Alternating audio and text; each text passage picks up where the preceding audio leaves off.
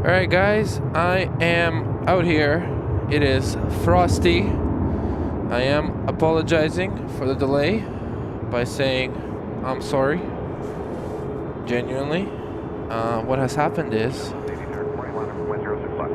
I sort of overpromised yesterday, and today I woke up hella tired, and then I missed my exit on the highway. That was not good. 1180, 1350, clear takeoff, 06 left. It is what it is. I mean, it's not good to overpromise and underdeliver, but that's what happened today, and I just won't do that again. I won't make promises.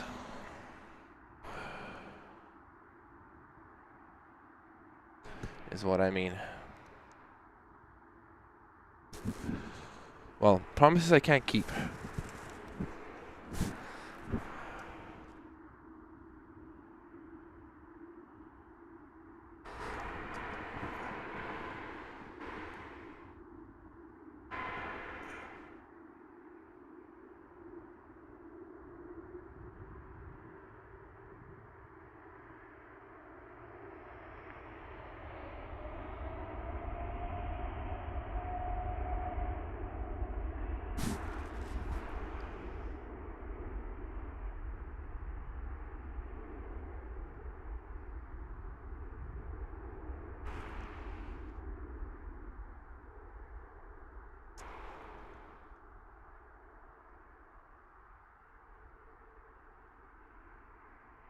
Woo.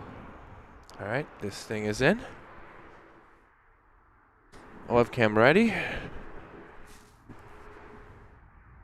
Look at that beautiful, beautiful, gorgeous shot. Oh man, so nice. West 1180, contact departure, 12 at 820. And over to 28, WestJet. Alright, let me check what is coming up. What is leaving soon? We are currently on the departure side because they're running departures on this side. That's why.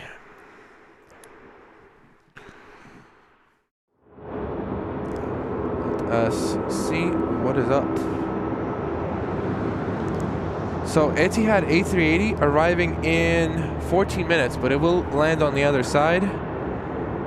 Not this super heavy.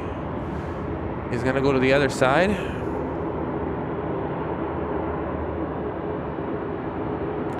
Not to worry, I do have the zoom lens, and we will just do the super zoom onto it.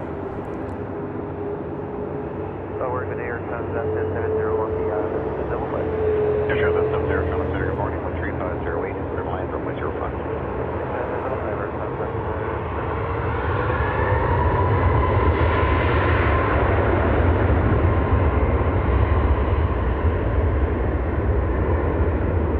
That light, wow.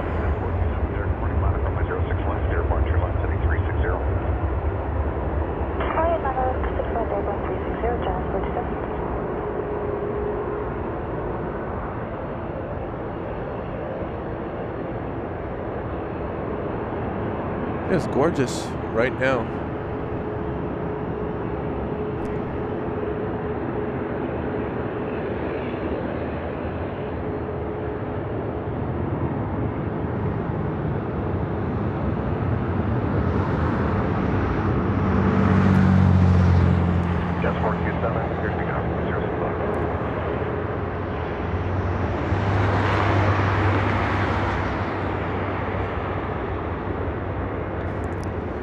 And we have a Dash 8.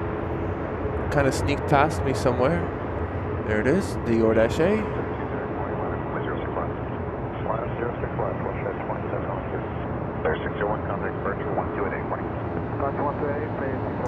This light is incredible right now. Just painting the planes yellow. Gorgeous, gorgeous, gorgeous, gorgeous. All right, let's continue.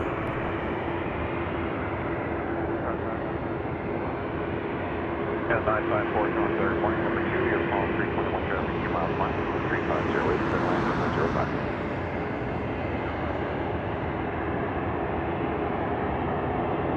427, contact departure, 128, good day. That is good, it's what's that?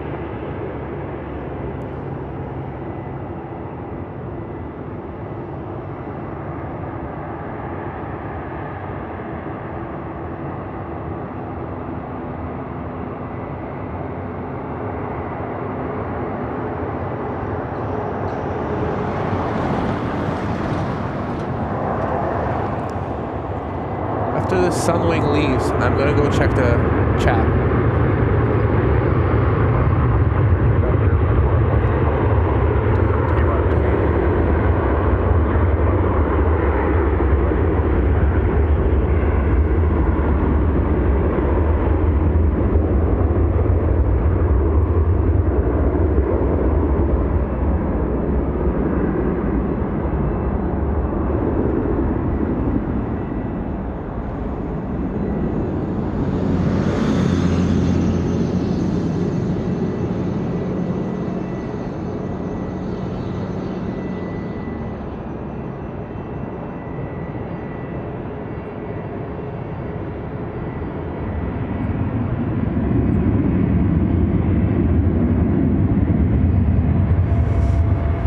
Okay, let's go find something to point the camera at while I go read the chat a bit.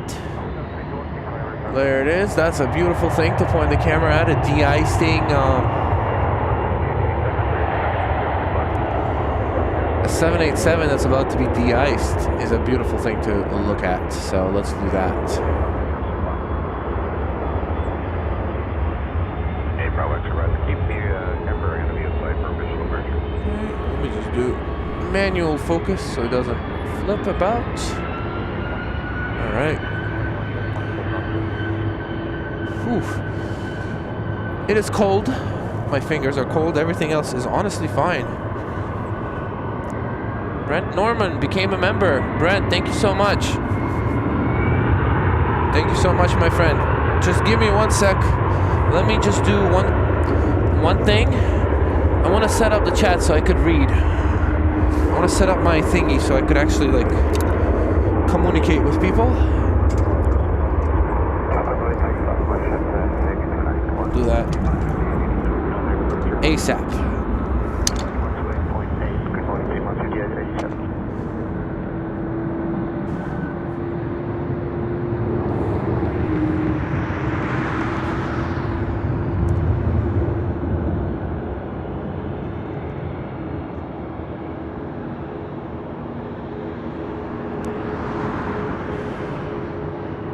It seems like I might have forgotten something in the car. And if it's not in the car, I have no idea where it is. Question 629, fair takeoff from 06 left. Takeoff 6 left, question 629. Yeah, 954, Oh, there it is. Hiding under my umbrella. Umbrella, hey.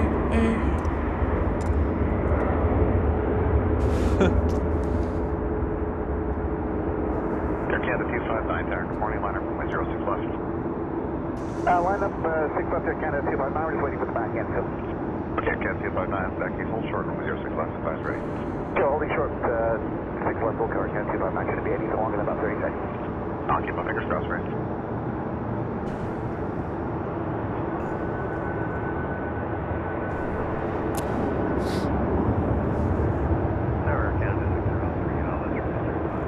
Air Canada 603, John Taylor, good morning. Indian British number 1, runway 05 is crossing traffic prior to your route. Air Canada.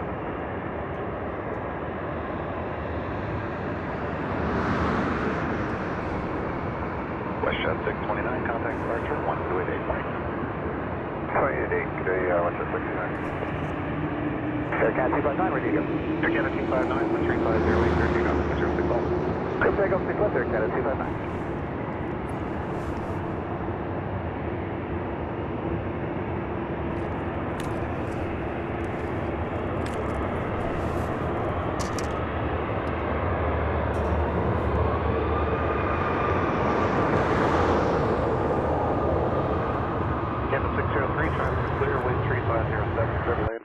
Uh-oh. What just happened?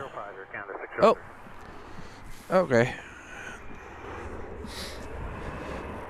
So you know how I said the batteries are gonna really suffer? Well, the battery is suffering. The battery is really suffering.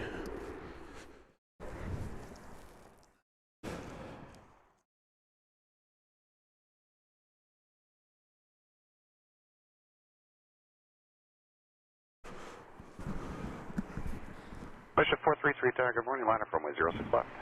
Liner from 06 left, West 433.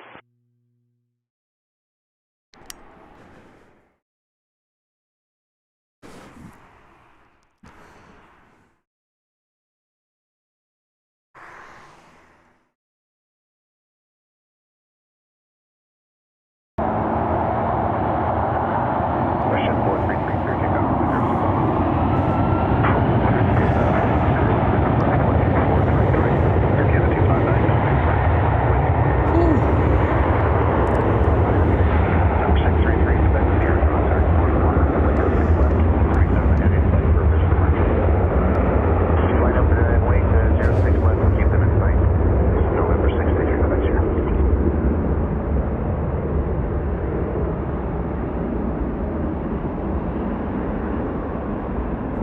Okay, I have the stuff here now.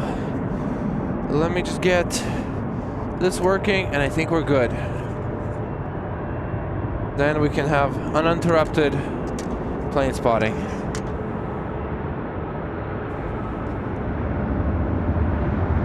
Okay. Apologies.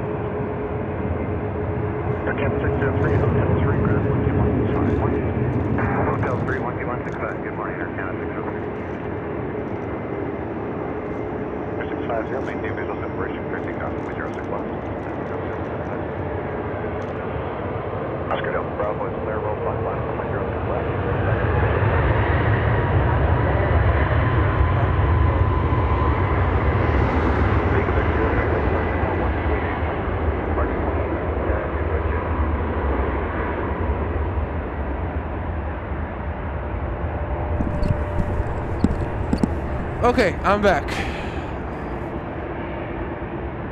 Okay. So sorry about that. First of all, Francis is celebrating 5 months of memberships. Thank you, Francis, for keeping your membership active, and thank you for becoming the first member we've ever had.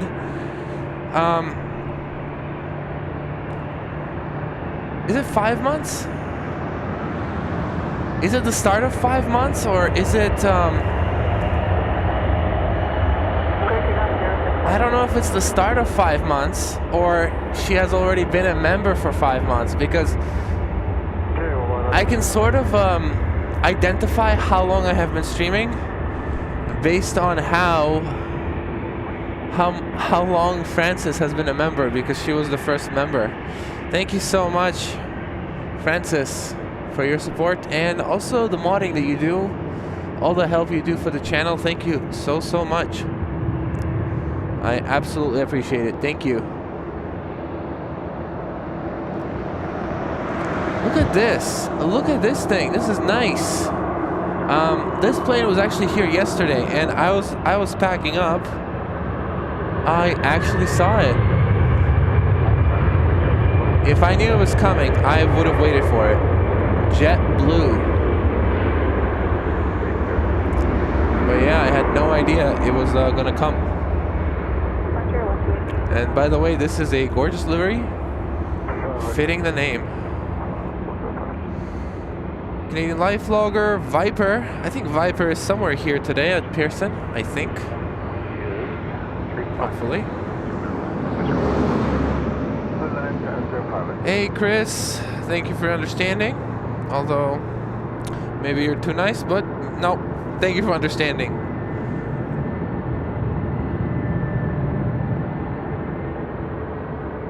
Anthony is here. How's it going, Anthony?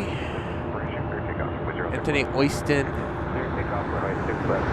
Catching a stream live. Nice. Good to have you.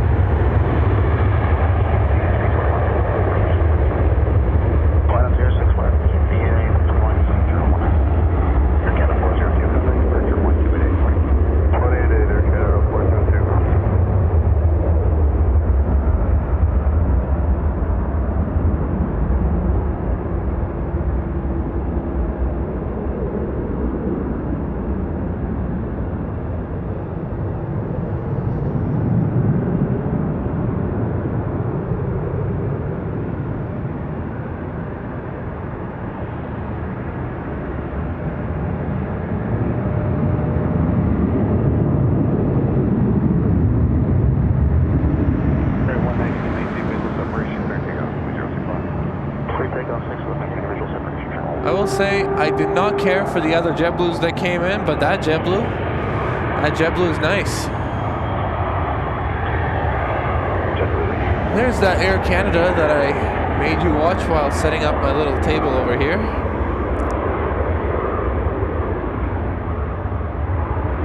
Mike K, how's it go? Oh my god, did I miss the A380? No. Oh. I just remembered that oh my gosh. There it is. Emirates A380. Sorry, Etihad A380.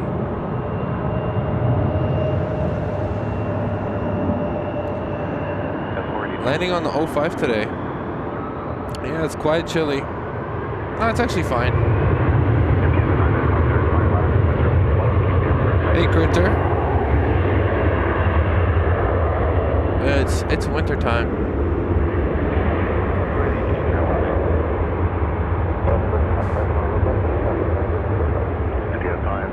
Q, how's it going, my friend? Q, if you're still here, when is your flight today? I know you told me yesterday, but I forgot.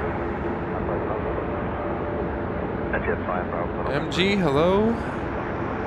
Hey, MN, how's it going? Hope to have an amazing time. I hope you do too. Yeah, Viper, hello, hello. Are you here? Are you at Pearson?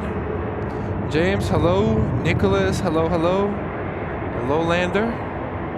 Don't let it happen again. I mean, that's a good plan. That's a good idea.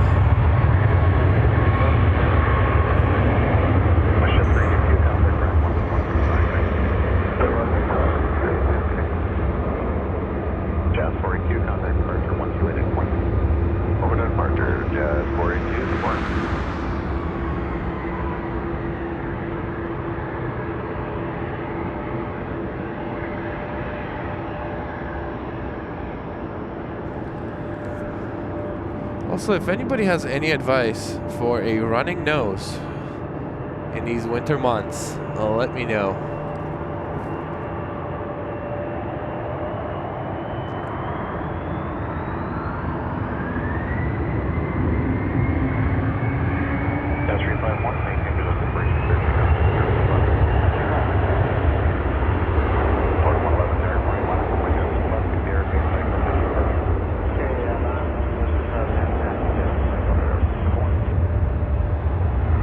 I'm sure not everybody agrees, and people want a close-up shot, and most of the time I try to get a close-up shot of the A380, but at the same time I adore this shot too.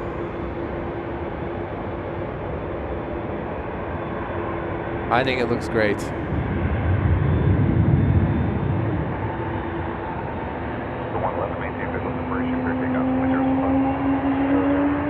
Especially when you got nice weather like this. I mean, not nice weather. Nice clean air like this.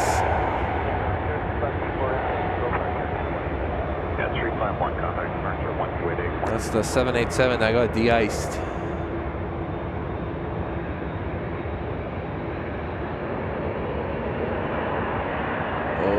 chevrons. Looks good.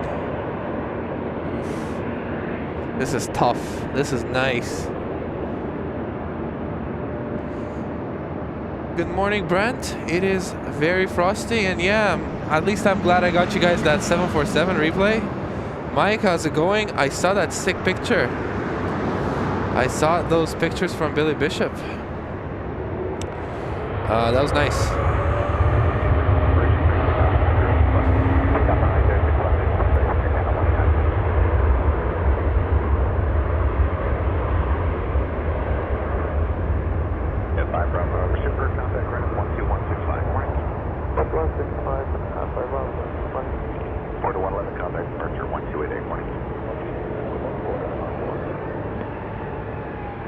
Westjet 2128, good morning, live from late runway 06 left, short delay, voice your moment. Morning, line from late 06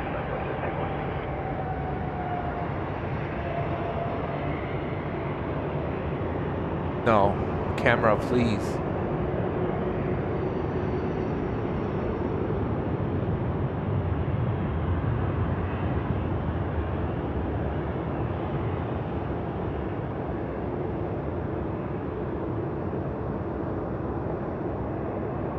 That's a 787, 822. It might have went to LA or it might have went to Vancouver. I will check. You know, this, by the way, it's frosty. The grass is frozen, and on my way from the car to the parking lot, to the spot, I almost slipped and fell and died. I didn't die. I mean, I barely slipped. I'm fine. Alright, that 787 went to Vancouver.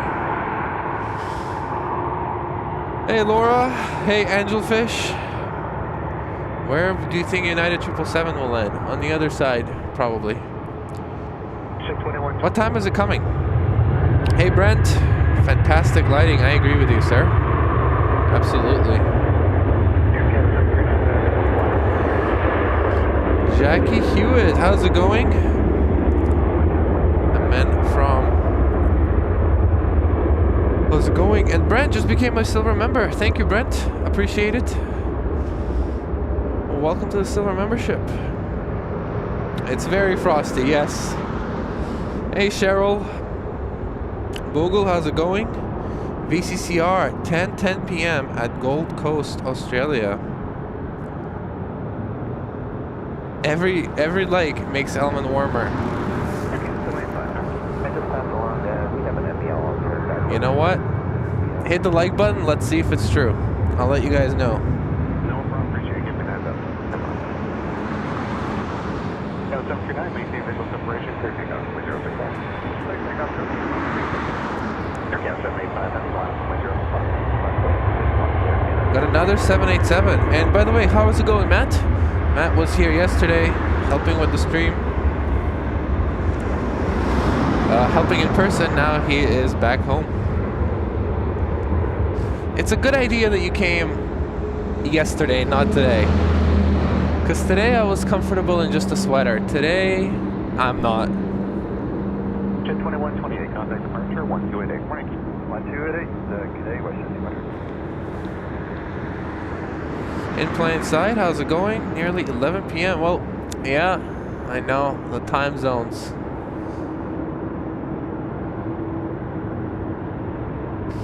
The time zones. Anyways, in plain sight, another streamer from Adelaide, Australia. Graham, how's it going?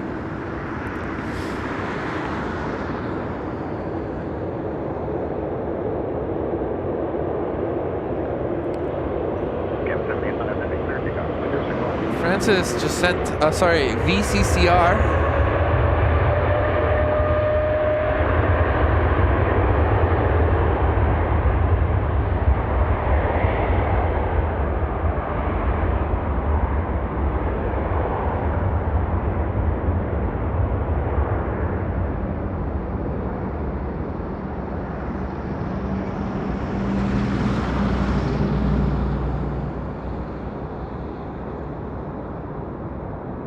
The Australian people are too nice.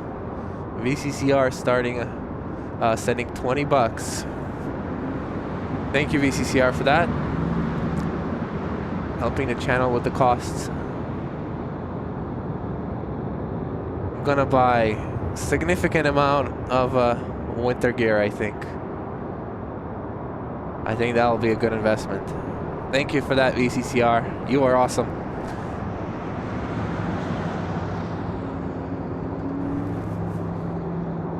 Air Canada 785 Heavy, departure now, 128 morning. It's not rocket. Air Canada 785. Manchester plane lady, hello.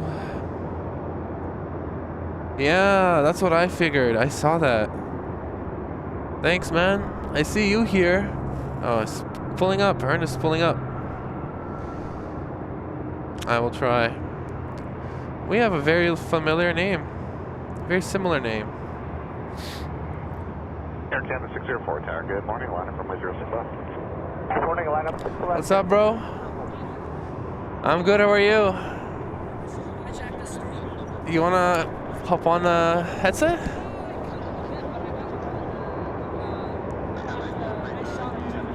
Yeah. Where'd you get it from? Did you get it? I was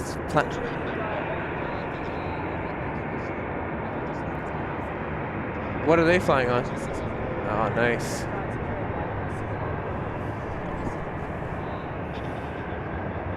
I just finished that 70 and we just loaded the JetBlue. Yeah. Who's on it? Fox News?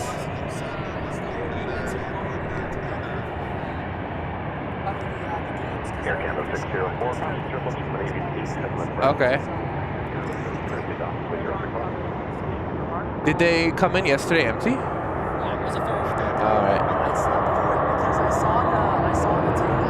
And I was like, oh, it's the order. And then I didn't realize that they Yeah. sent it anywhere else. Yeah. This morning, I'm still happy to hear my son's supposed to come out and tell me, I gotta go send it. Watching the feed on the 6th.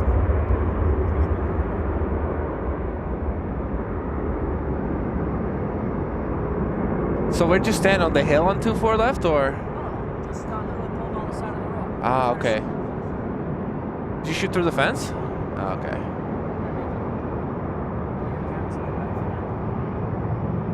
Yeah, full frame sensor, yeah. Yeah. Why don't you use a tripod? Because I had too much running with the cops for a tripod back in the day. So I still want to use it. However, I do have a monopod, but I got get used to the handheld too much. Just Alright. handheld or track. Canada 604, contact departure 1288 morning. What's up with this? Departure, Air Canada 604, Air Canada 163. I think it's gonna go that way, 05. I mean, there's no reason to give it an exception. Like offloaded?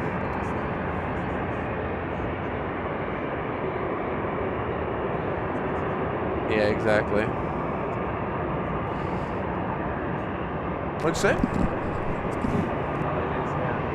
Yesterday was much better.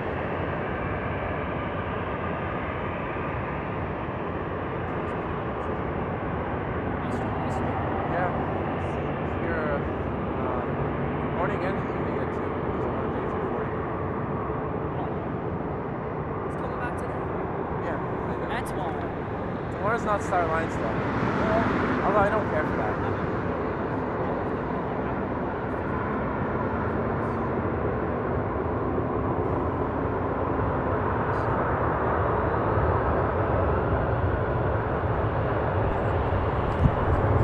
See, I already said I'm watching this.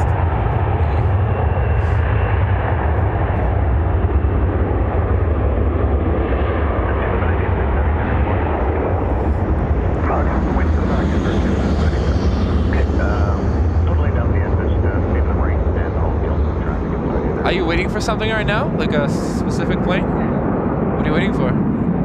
United? Is it departing or? It's coming. To the side. Okay. When is it gonna be here?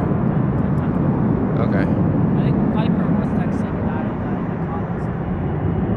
It arrives at 10:20? Yes. When is it departing? Okay.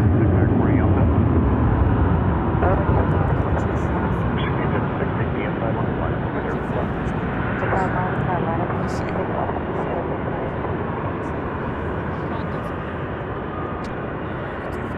Oh yeah. I like that shot. That was a good shot. Yeah. It's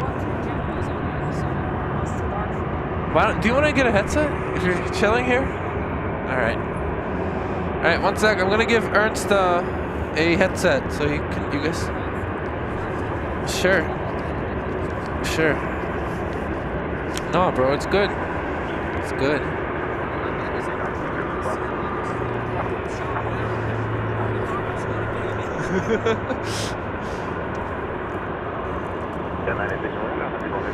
Alright, just put it on.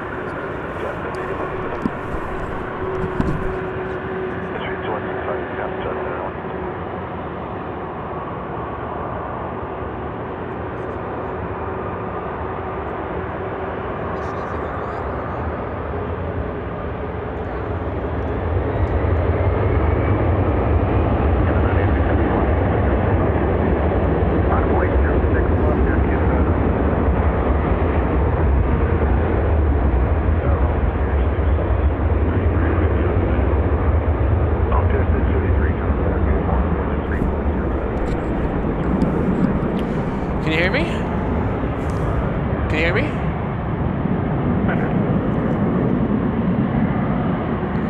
Say it again? You read me now? Yes. Perfect.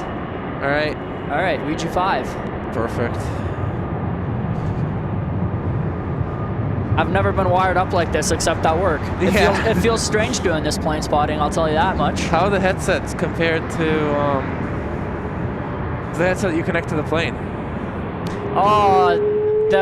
It's a lot clearer. The headset you connect to the plane is a little bit more static coming out of the other end, but we don't do it as much as ground crews. It's mostly the supervisors who do it, but sometimes we hack in there. I see.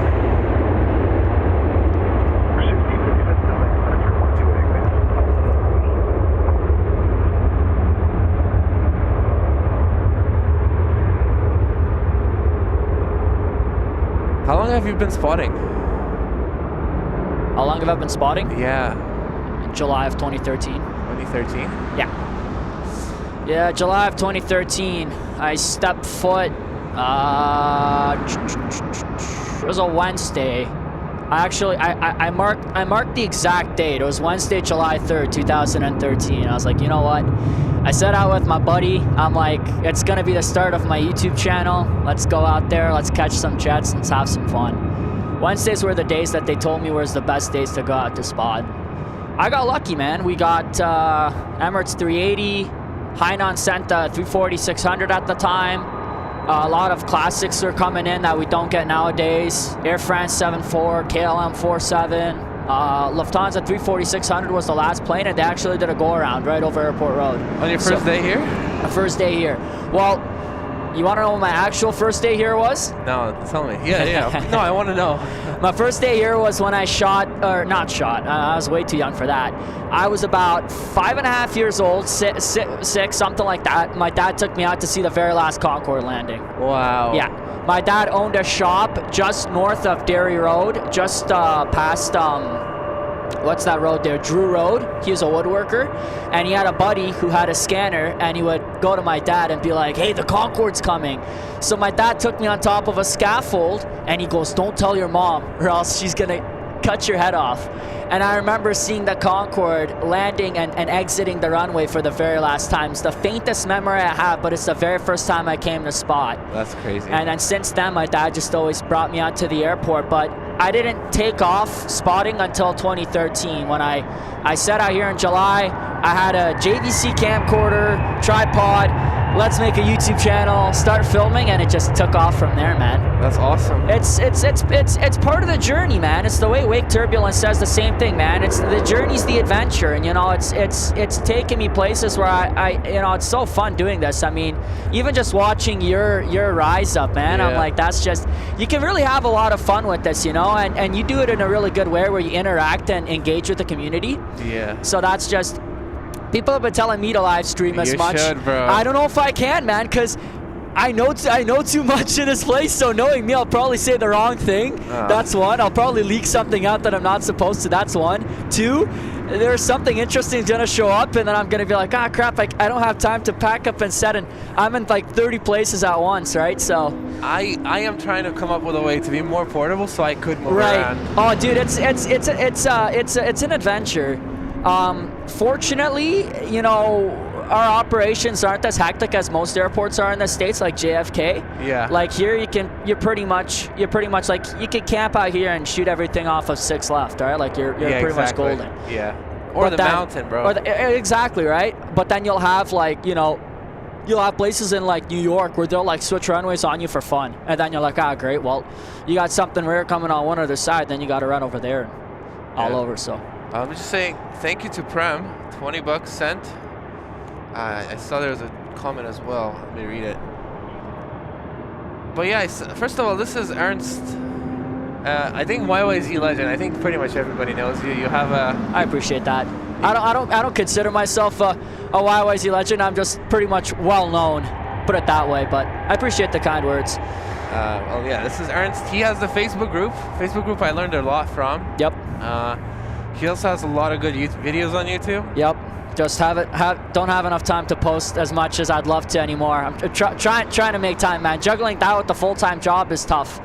It's really tough, especially night shift. It's so the video editing as well. That's for your viewers who don't know, I work as a marshaller for Signature. Am I viewable in stream here? I'm right here. I'm blocking. I gotta turn sideways. Oh, cameras. Yeah, oh, there we go. yeah. Okay, I got you. I wasn't sure where the camera was.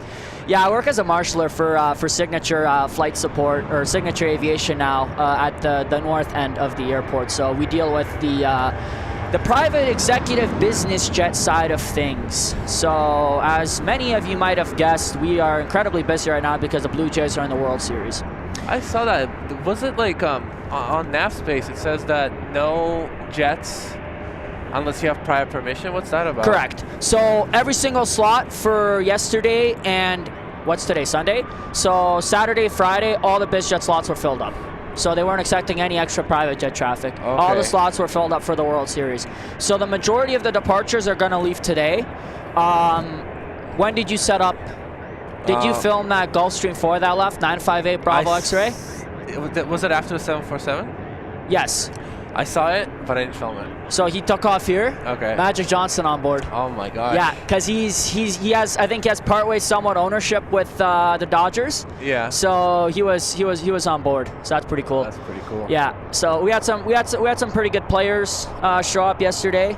We were looking to see where Pharrell Williams and the Jonas Brothers would be coming in, because apparently I think they did some performance. I think the Jonas Brothers were at the game yesterday. I don't know if Pharrell was there too, or if he was there the day before, but I don't think they came through our ramp. But yeah, it's pretty fun. One of the cool things about my job is we get to see a lot of really cool celebrities from time to time, and we do about 85% of the sports teams in and out of Toronto. So we do see the athletes as well, which is pretty cool. Yeah, for sure. We don't do the Blue Jays though. The Blue Jays are out of Sky Service midfield. We do all the other visiting teams. So Shohei Ohtani and the Dodgers, they left last night. Do you ever do a plane that's Air Canada Jets? Or what do they do? Yep, we do Air Canada Jets.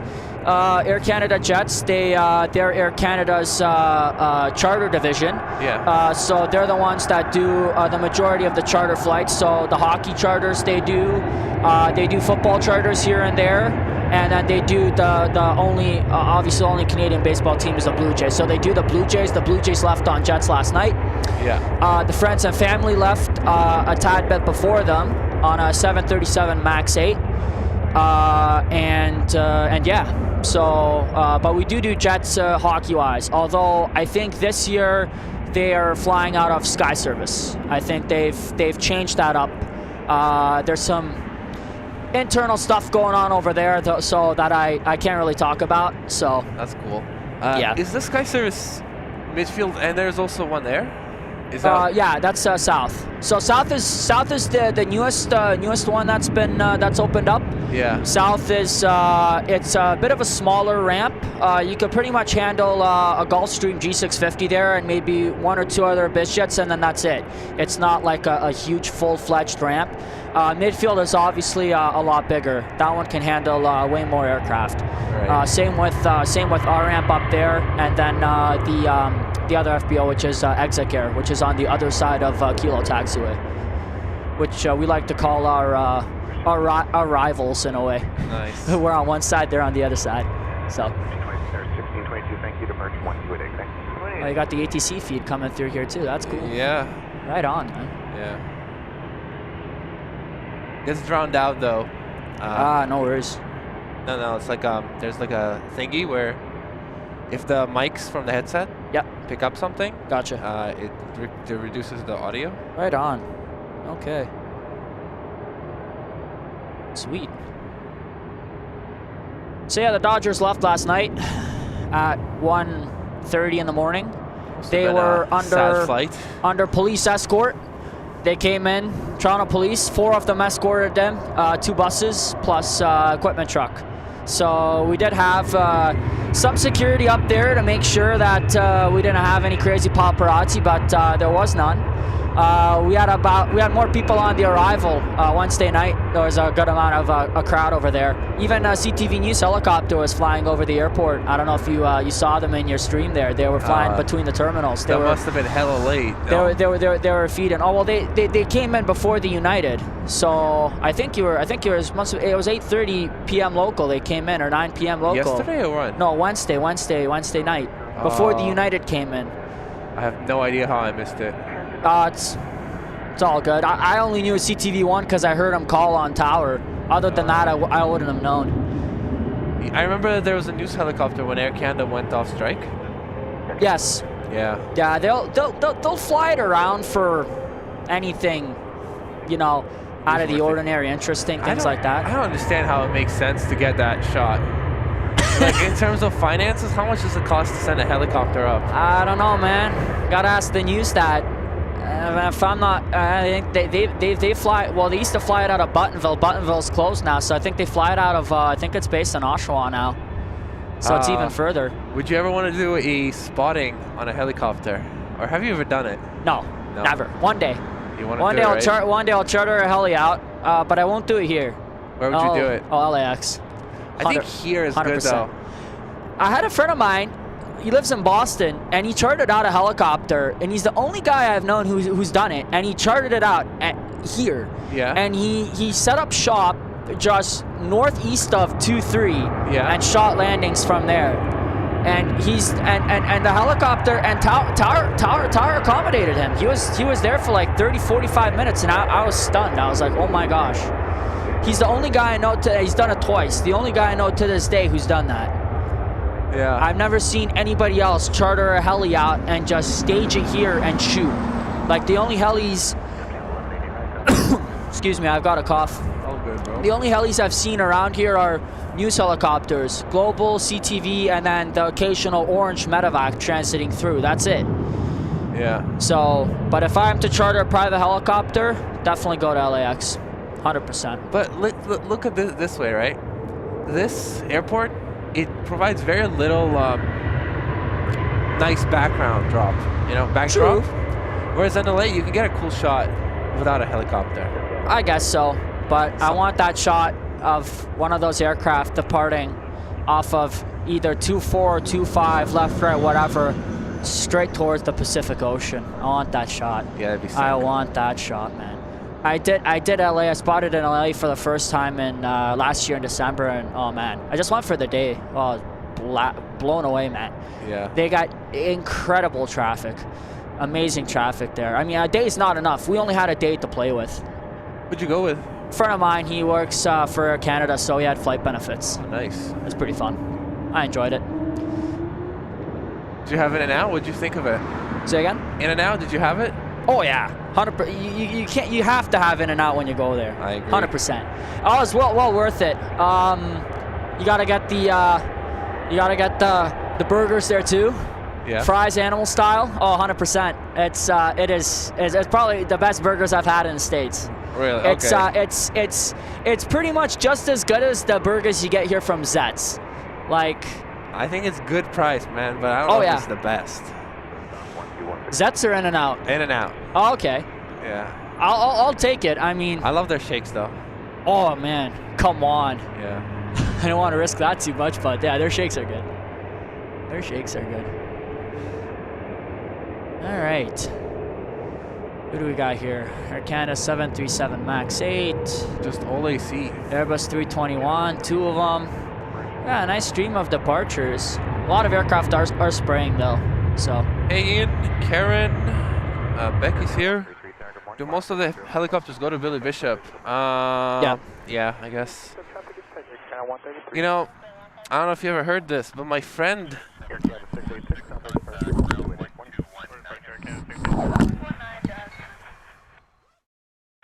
And you know it's extra cold. You could see your breath.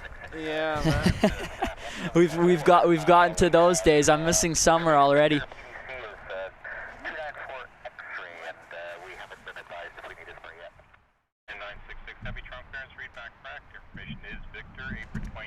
Is that an Atomos? That's amazing. They're fantastic screens. No, I used the different one for a little bit, but oh yeah, I might get myself another one just so I have a bigger screen to look at on my camera with. Absolutely worth it. It's way, 100%. Because it makes it more fun. Oh, for sure. Because you can't see anything on this. Yeah, that's why I'm like, how are you looking there? But the problem is I can't, with my shades, I can't see your screen because it darkens it out. As soon as I take my shades off, see, there you go. Yeah, it's because your stuff's polarized, right? 100%. Yeah, that's why. There you go. I need a non-polarized sunglasses. All right, Major League One is taxiing down runway 15 left for de-icing. So I'm gonna jump off the headset here in a second. I'm gonna go down that road, shoot him taking off.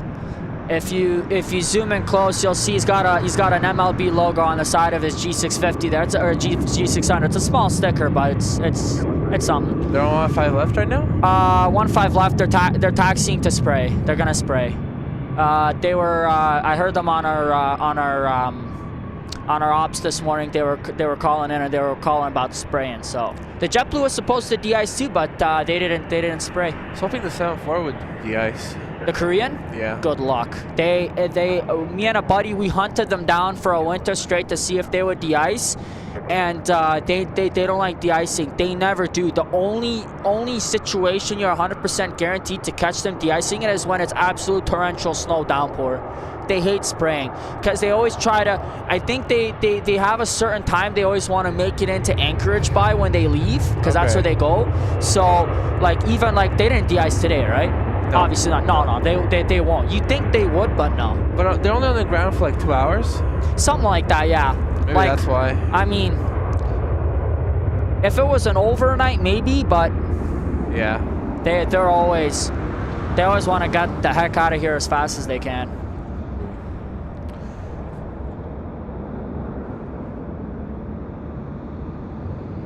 You know, my favorite shot of yours is the A340-600 you got last year with the snow out. Oh, I think that was what, the Lufthansa? Yeah. Oh, that was earlier this January. Yeah. I know it still feels like it's like last year. Yeah, no, that was pretty cool. Yeah. And that may be the last time we get a 340-600. That is very likely now that they're retiring them by January. Yeah, I haven't been keeping up track. I know they retired that one that already came has already been retired. I don't know if there's probably been retired since. I haven't been following it, but yeah, if you say by January, yeah, that's probably the last 340-600 from Lufthansa that we'll get. So we're incredibly fortunate to have gotten that because that was just. And the fact that he vacated long, like we got really lucky with that too. Do you remember if we landed on 24 left or 24 right? Left. Okay. I've been fortunate enough to see a good amount of 340-600s here. Yeah. Lufthansa being the main one. The most rarest 340-600 I've caught here is probably South Africans. They showed up here in June of 2018 as part of a visitor for the G8 summit. Yeah. Which was being held in Quebec at the time, or G7 rather, it's G7. But there's the MLB G6 pulling into de-icing right there. If you look a bit further, keep going. Keep going. That's him. Yep, there you go. Yeah. Wow, that's a holy moly. You got some good range on this. Yeah, so right behind the cockpit windows, you'll see the MLB sticker there. Yeah, so he's probably going. I guess he's going a far pad. Oh boy. Yeah. That's it. Yeah, I'm pretty sure he's got one of the I think it's the one of the Dodgers, I think, commissioners or something like that. Some higher up is on board of that plane. Look at that. Holy moly, man. Nice. Oh, absolutely. You have a favorite private jet? G650, buddy. If I had all the money in the world, I'd get a G650. I like the G550. G550s are nice too. Yeah. Oh, buddy. Oh, I'd go crazy for those. I used to be like, oh, globals, but as soon as I started working the ramp and a G650 pulls up, I'm in heaven. That would be sick airport to spot at. There's a lot of airports in Switzerland, around ski resorts. Oh yeah. That just have mountains as the backdrop, and it's purely big private jets. It's bliss, man. It's bliss. Yeah, there's some airports that exclusively only cater to private jets. I know what airport you're referring to. I don't know the name, but the views are incredible. Yeah.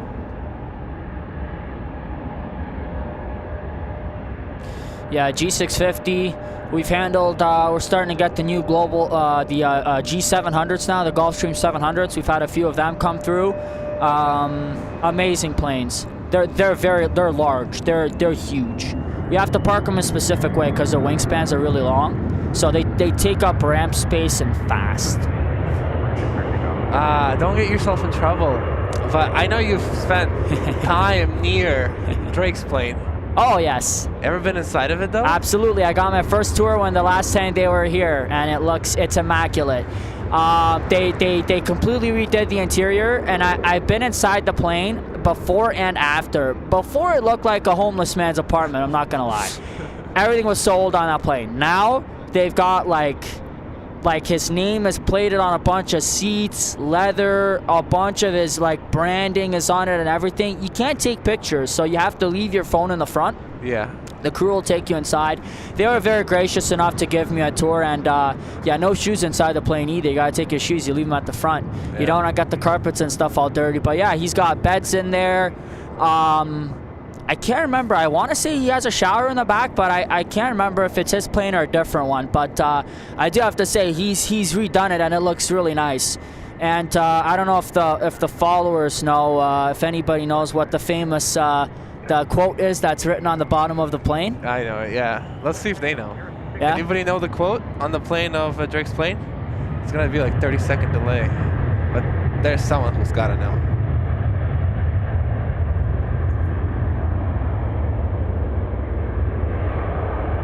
Could you walk under it? Is that 6'7" tall enough? Yeah. Well, I have to get down a little bit, but I have kind of knelt under it and taken some pictures. Nice. So. Oh, Russell Sutherland. There's a famous voice. There's an old friend of mine. I haven't seen that guy in years. The last time I was spotting with that guy was at the parking garage in 2017. Holy moly. Did the parking garage get demolished? Somebody said it was actually demolished now. Is that true? It's not demolished. It's still there, but you're not able to go up there now, unfortunately. It's I think it's a rent-a-car company that owns it up there, and unfortunately, a lot of people kind of ruin that spot for us because a lot of people would just they urinate in the alleyways there on the staircase. They throw garbage, litter, and they just ruin it for a lot of us. So, yeah. You know, I'd love to go up there and make some form of a pact with the spotters and just, you know, try to get a good name for us, but you know, to them it's just, you know, we're the same as everybody, right? So yeah. It's an unfortunate case of people ruining it for us. So there's Ethiopia and 350 on 05. What do you think is the next spot to get lost? Oh, don't list nothing, man. We lost Hertz. They'll leave it at that. Hertz was fine too, but I don't wanna jinx anything else.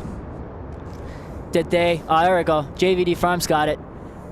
I think that's the one. Chances are she's on board. I'm just looking to see if there's anybody else who guessed it. No, that was it.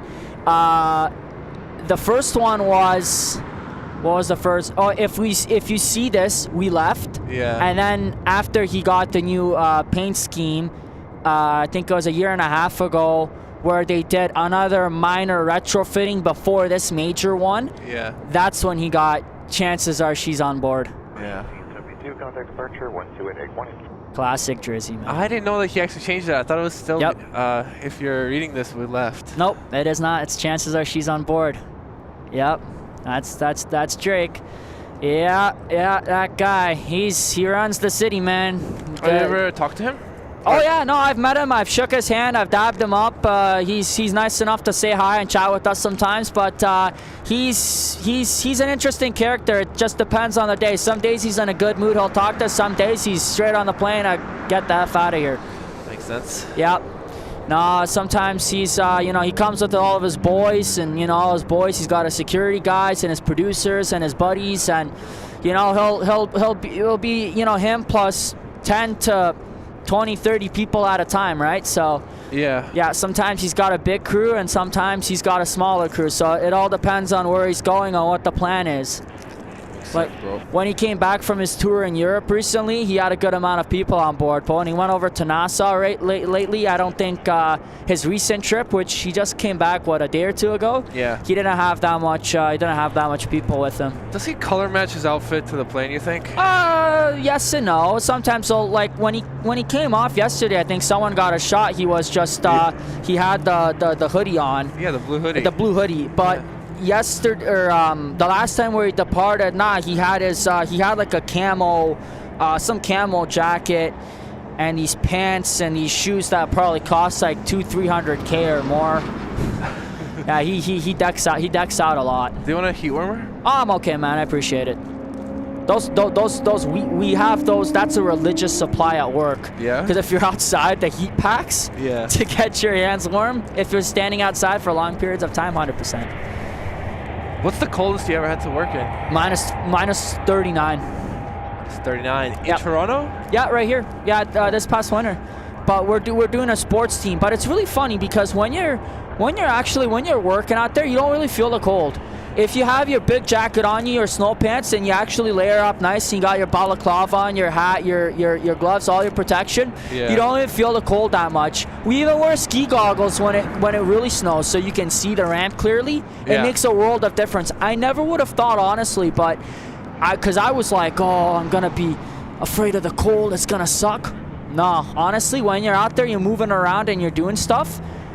You're totally in control. So you don't really start feeling the cold, but then if you start getting stationary and stuff like that, then it kind of seeps in. But luckily we're not at the FBO, we're not outside for crazy moments at a time. True. Sometimes we're in there, and then sometimes we're right back into the building, or we're in a hangar, or we're in the company car doing wing walk and movements and stuff like that. So but there's times where if it gets really busy, then we'll be caught out there for a while. But if one of us starts getting cold, then we can always call another coworker. We can swap out. So we've got a good amount of guys on shift that we can easily switch with if need be. But we're all prepared. Are you guys always just at the Signature, or you guys ever go? Nope, that Signature is our ramp. Our main ramp is the Signature Aero Center, so that's where we do all our BizJet charters and all our flights and movements over there. And then the North Lounge is our secondary ramp, and that's where we handle our sports teams, our big VIP flights, like any big twin engine jet or larger, where it's a bigger ramp and it's easier for them to maneuver on, is what we do at the North Lounge. Sports teams are all done there too. Any military, government flights, they're all done at the North Lounge. The only time we'll do them down at the Aero Center ramp is if the North Lounge is incredibly busy and we don't have space. Right. Or if we have to move planes around because it's so busy, we call it musical planes. We have to move planes all over the place. Sometimes that happens. But 90 and 98% of the time, it's all at the North Lounge. So the North Lounge isn't always fully staffed because obviously if there's nothing going on over there, then we're not there. But if there's things going on over there, that's where we'll show up. So... but our Aero Center is where we're always there, and that place is open 24/7, 365. Right. Is the biggest plane there A340 600, right? The African? At the the North Lounge? Yeah. Yeah, that actually pulled into the North Lounge ramp in 2018, the one I was talking about, the South African. Before I started working there, obviously, that's the biggest plane I've seen there, and Boeing 747-400. Yeah, to my Iron knowledge, Maiden. there's been 3 that have been there. Iron Maiden was there. In 2013, we had a Prince of Saudi Arabia or something like that showed up in a green and white 747-400. This is like right before I started spotting, so that I saw that information posted on a website, and that's what made me want to chase all these rares. Like, I wanted to get in the knowledge of when all these planes come, and I'm lucky enough, 10.5 years later, I'm accomplishing that quest, because I've kind of made myself known that I get notified of all the cool stuff, and plus I work on the other side of the fence, so it became a little bit easier. And we had a national 47. There's a national 47 on that ramp as well. A few years back, that was there overnight. That I think they didn't have gate space anywhere for it, but it was already previously arranged by my work. You can't just have a 47 show up there out of nowhere. You have to plan it a couple days in advance, because we have to be aware, because the airport authority is very skeptical of having 47s down there, because of the fact that the taxiway there, Kilo, might not be able to sustain the weight of a 47. There's a certain weight. So, like, a fully fueled 47 we can't have there, because even on the North Lounge ramp, because it'll probably dent the apron and everything. So okay. There has to be a certain weight limit for that aircraft to operate in and out of there. All right, I'm gonna kill this headset. MLB jet's getting ready to go, so I'm gonna floor it down the road. Can I leave this somewhere in the meantime, and then then I'll come back. All right. Sounds good. Thanks for coming on for a bit. Yeah. See ya, bro. All right, that was Ernst. Aviation. He is a spotter in Toronto, and he works at the airport too. He's pretty well known. Super nice guy to chat with. I did see a comment by Mike Evans telling us how he stores all his photos. I need to go. I'm genuinely curious, so I need to go and read that. Mike Evans. Mike. How I store my photos to find it quickly. I have a 6 terabyte hard drive that acts as my archive for photos. I just hooked that up to my MacBook. Okay, got you. I do that too. It's just I don't have it organized very well, and it takes me so long to find anything. And I have a bunch of SSDs lying around everywhere. Ooh. If you're enjoying the stream, make sure to hit that like button. You guys know it helps the channel. It helps the channel. And as well as subscribe. We do streams from Toronto Pearson Airport, the biggest airport in Canada. Sometimes we go to other airports, but I am done with that for the foreseeable future. I'm gonna perfect everything at Pearson for now before I go somewhere else. Altaf send a $25 super chat with a proper comment to get oxygen for your guest. Not sure he took a breath there.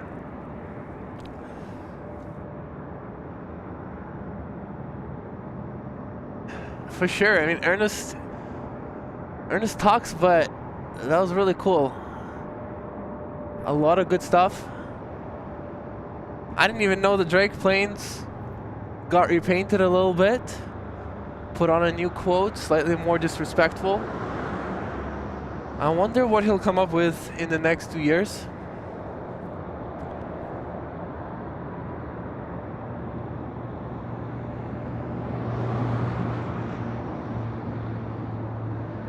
You know what?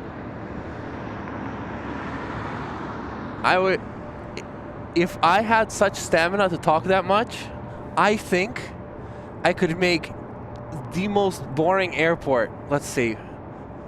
What was the most boring airport? You know what? Hamilton has like 1 flight an hour, midday. If you go midday to that airport, it's like 1 flight an hour. But I think if I could talk with so much energy as him, I'd be able to make it fun. So shout out to Ernst. And he has an awesome spotter. He used to, I think, come out a lot before, but now he mostly comes out when he feels like there's a very special plane. But yeah, excellent guy. And Altaf, thank you for 25 bucks. And we got Alan Lee sending 25 pounds. Oh, sorry, 5 pounds. Good afternoon from Northeast England. Hello, hello, Alan. How's it going, my friend?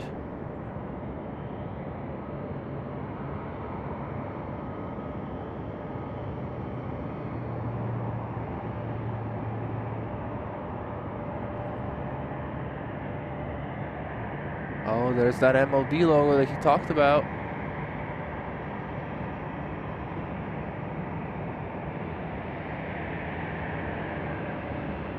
Visually 1, departure 128 decimal airborne crew, takeoff, runway 06 left, see ya. Runway 6 left, majorly. Air Canada 1236, tower left, runway 06 left. Flying up and wait, Air Canada. Air Canada 471, try target front, planned roll out for Bravo, wind 3507, clear to land runway 05. Clear land runway 05, time for Bravo, Air Canada 471.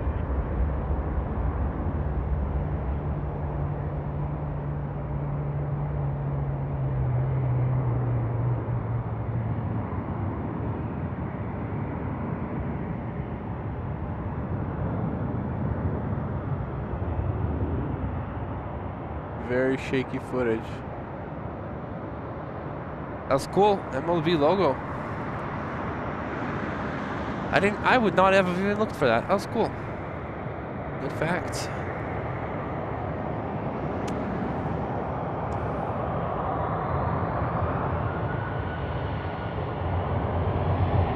That's smart, Mike.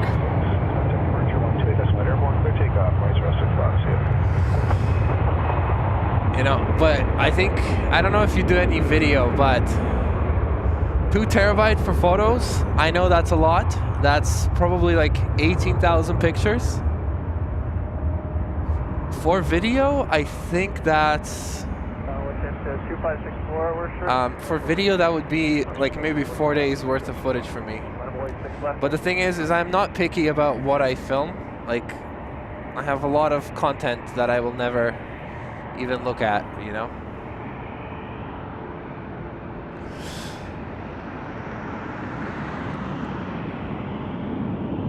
Francis sending 5 gifted memberships. Francis, thank you so much for that. Thank you for your support, helping out with the channel, and thank you for modding this early morning. We got Davey and Francis and Matt. I thought Matt was having lunch, having breakfast with buddies. Now I'm thinking Matt just didn't want to show up in the cold. Understandable. But thank you guys for modding, Matt, Davey, and Francis. And Francis, thank you so much for that 5 gifted memberships.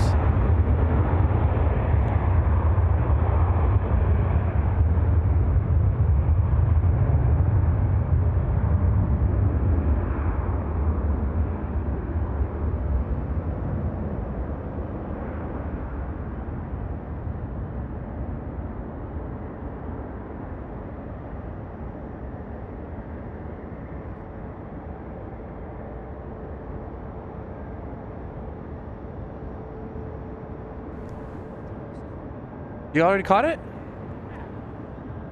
You're back fast. Air Canada 471, right turn Bravo, contact ground 12165, yeah. Okay, right on, no, Bravo, 10165. Did you get a video or a photo? Air Canada 1370, tower, line up 06 left. I'd have to wait 6 left, Air Canada 1370. Wait, what'd you say? If I take a photo, I might as well go home and not come back. Non-negotiable. Same.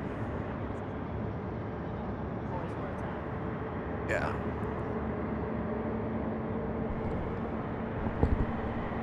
Good dad, the A380s coming in.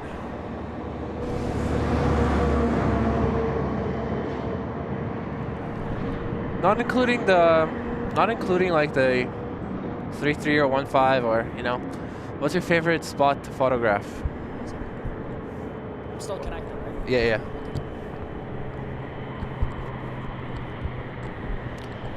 All right. Yeah, it's like I never left. Yeah. Sorry, you were saying? Not including not including the good runways 33 or 15. Okay. What is your favorite spot to photograph? Well, one of them's right here, 6 right. Yeah. I love 6 right. In the mornings, landings here, oh, right in front of you, man. Yeah. I mean, I literally go 20 feet down your right here, and you're perfect. I also have a little bit of a step stool, so I stand on that to give me a few little inches of height so I can get the touchdown, because sometimes there's a bit of grass down there, the hilly area that blocks it. Departures are pretty good here too. I mean, I've had 6 right. Departures here are phenomenal. Yeah, especially early day when the sun's completely behind you. Just like right now. Yeah. In September of 2022, we had Korean Air Force One 747-8 takeoff right here. The very first time a 747-8 BBJ Boeing business jet, for those who don't know, took off right here, and it was exactly the same light as you're looking at now, and we were all so fortunate that we didn't get kicked out by cops or security or everything, and it was great. So I really like spotting here. Anywhere else, 2-4s are take or leave, honestly. Like I can't really get much of a touchdown shot if I'm spotting at like 2-4 left, for example, like the hill on Silver Dart there. It doesn't really work for me. It just blocks the highway, right? Yeah, exactly. I can't. That's why if it's always landing 2-4 left, I'll probably pull off the side of the road or shoot here. If they're landing 6 in the afternoon, I usually go on the other side of the road, and I stand atop the rack edges of my car, and I catch the landing from there. Oh, is that the beast from the east on the downwind over there? Yeah, the Emirates. Emirates, very nice. Not to cut into this segment, but I did hear Tower say that they may be switching operations. I believe they might be shooting departures off of 33 left within the next half hour, which will bring arrivals onto 6 right. Is there a maintenance again or something? I don't know. I haven't seen any of the NOTAMs yet.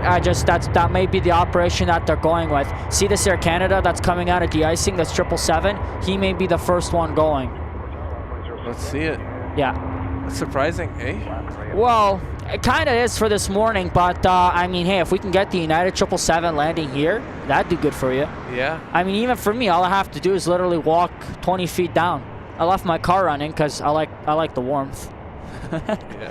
But where else do I like spotting? I really used to like spotting at 2-3 at Airport Road, but now I can't stand it because I get tired of all the cars that always block my shot, right? So yeah. 05. I like the new big icon lot there that they have, the convention center or whatever. That lot's pretty cool because I can shoot landers on 05 in the afternoon and not have trucks in front of my footage, right, on Dixie Road. That was always a pain. Yeah, if I had like a big van that I could stand on top. Oh, buddy, we'd be doing that in a heartbeat. Yeah, and they gave me permission to do it. Yeah. Oh, yeah, we'd be there all day. 100%. But that spot there is really good too for 05 departures. The bus stop at Dixie there, where we met in August. Yeah, I remember that. That was. That's a good place too. I actually I didn't really take advantage of that spot that much until this year, and oh man, no, it's really nice. You got some pretty good departure shots from there. And no worries with the fence at all. Oh, absolutely not. No. It's funny. It kind of dips a bit right down. Yep. But then I got a handful, and I have my little step stool, so I get right over the fence and piece of cake. Exactly. Piece of cake. I used to like Airport Road, but yeah.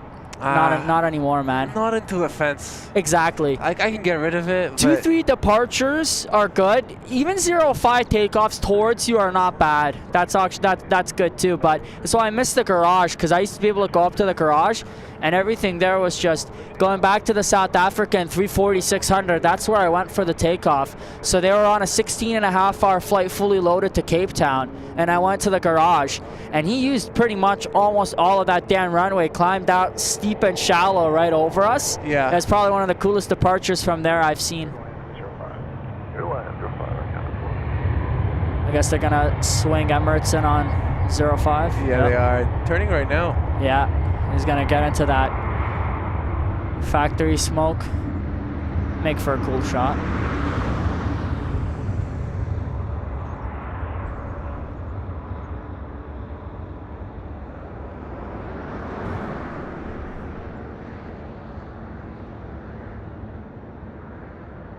Aircat 403, getting up Atlanta Bravo X. Would have been cool if it was the first one going to 06 right. Yeah, no, 100%.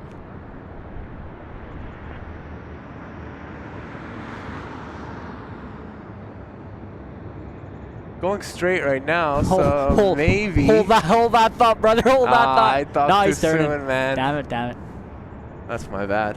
If I'm not mistaken, Yeah. I believe the United 777 that we're getting is the very first one they ever got delivered. That is so cool. Yeah. In 92 or 3 or whatever when they got them.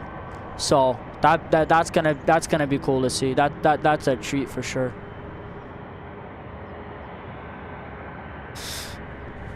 Yeah, fall morning lighting is amazing. Finally cold, so no heat haze. Yeah.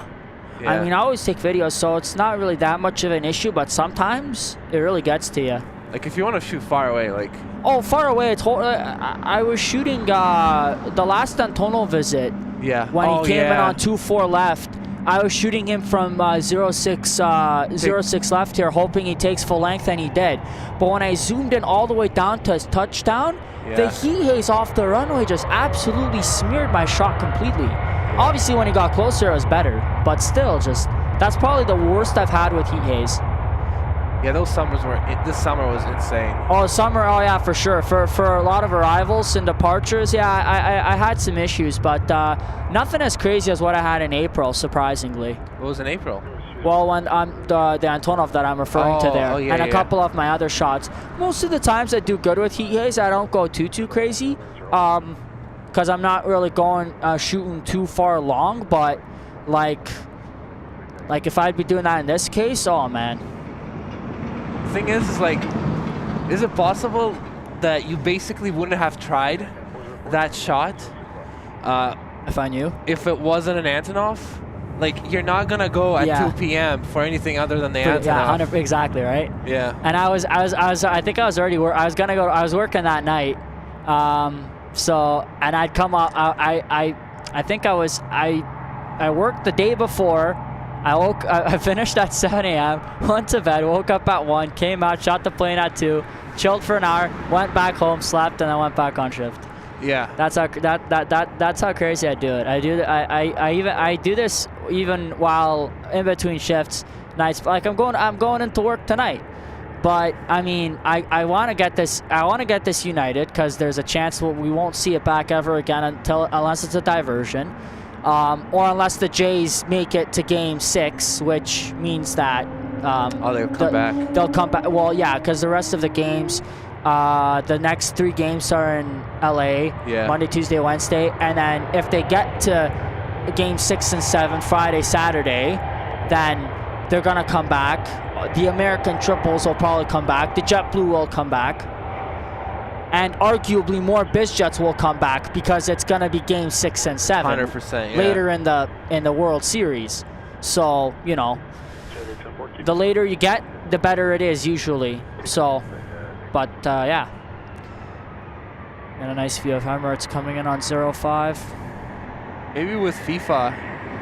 Oh, hold on. We'll have a busy Hamilton airport.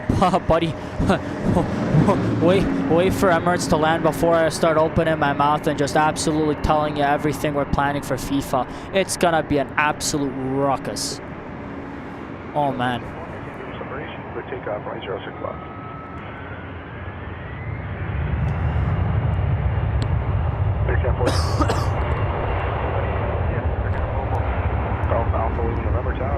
When you asked in the chat, have you ever been up the tower?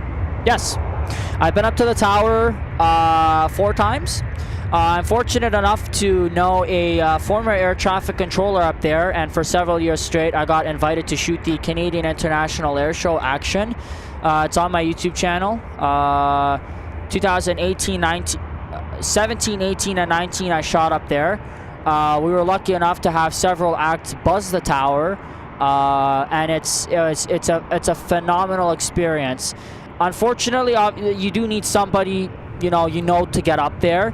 They don't just offer tours. You have to know somebody to go there. Yeah. Fantastic experience. Best seat in the house is the tower. Like, there's a reason they say that. And it's really cool for the air show because I used to think that the tower used to just mess around with the pilots and get them to buzz the tower for their own personal enjoyment, which is also somewhat part of the case. But at the time, the air show had their volunteers in the tower as well.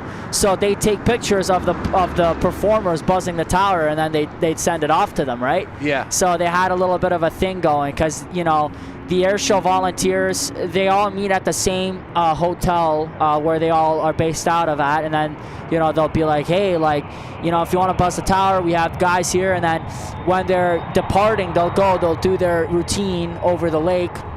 They'll come back in, and then tower would get them to buzz. CF-18s were usually really good. The demo team did a really good job. 2019, we had the Royal Air Force Red Arrows were back for their North America tour. First time back in over 15 years.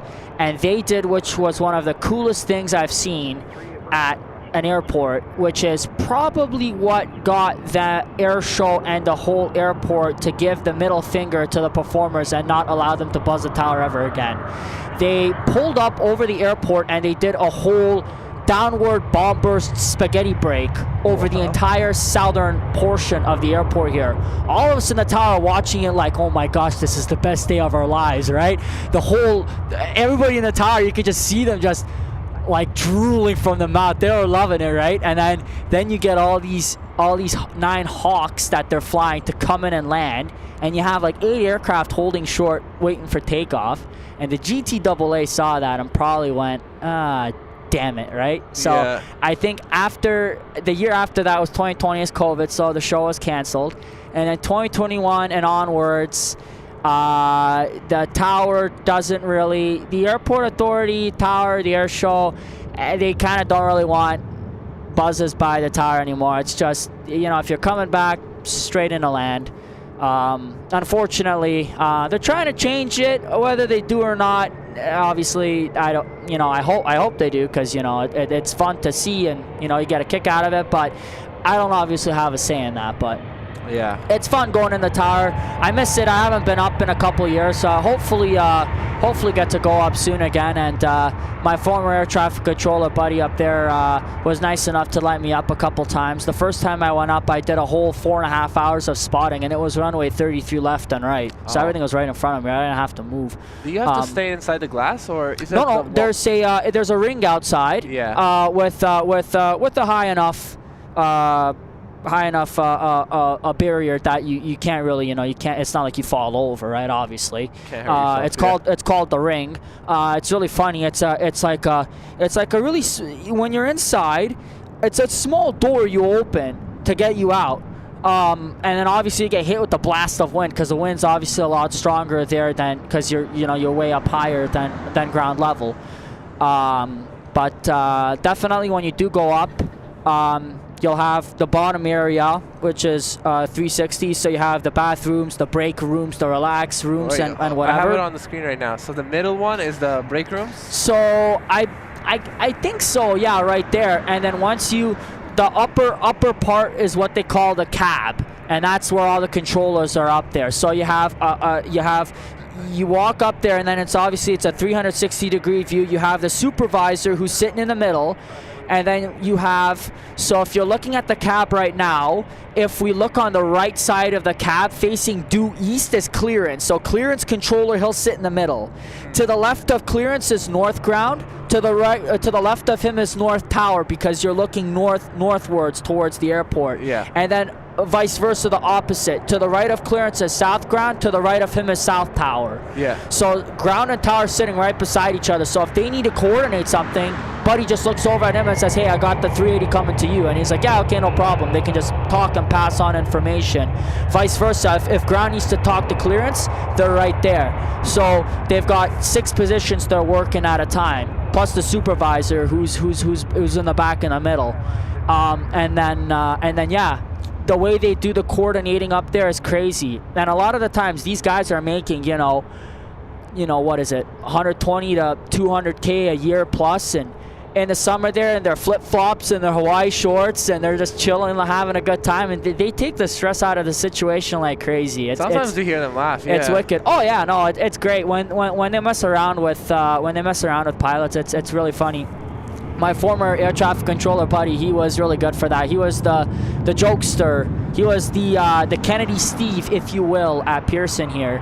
And then he retired a few years after. What's his name? Because he kind of got. I don't want to say it because I don't think he wants. He doesn't want me to say it. Fair. But I'm not gonna reveal that. Okay. But there are videos. You can look them up. The VAS Aviation found him. Unfortunately, we joked around with him on that. He didn't mind. But yeah, he's since retired. So I don't really know any controllers up there now. I think one or two do follow me on Instagram though. But yeah, no, it's the best seat in the house. For sure. And then the apron tower, the apron tower on top of Terminal 1 there, they're the ones who do the apron coordination. So they're the ones who do obviously Terminal 1 apron, Terminal 3 apron, and then the aprons everywhere else. FedEx, our ramp, even though there really is no apron control on our ramp because we do all the coordinating, us marshalers. Same with the FBOs, but they still have to call apron regardless. And then the whole arrival and departures are in the brown building to the bottom right of the tower there. Yeah. Literally right behind your the NetJet citation. That brown building in the background is where Toronto Centre is. All of the air traffic control over the Ontario airspace, the Toronto FIR is handled in there. That's Toronto Centre in that building. Do the guys who work in the, do they swap the people in the tower and building? Or, do you know? Swap as in like, no, you don't swap. So if that's your position, that's where you are. Okay. You can visit between the two. Like if I have a friend who works in center, hey man, can I come see you? Yeah, sure, no problem. Let me let you in, and vice versa.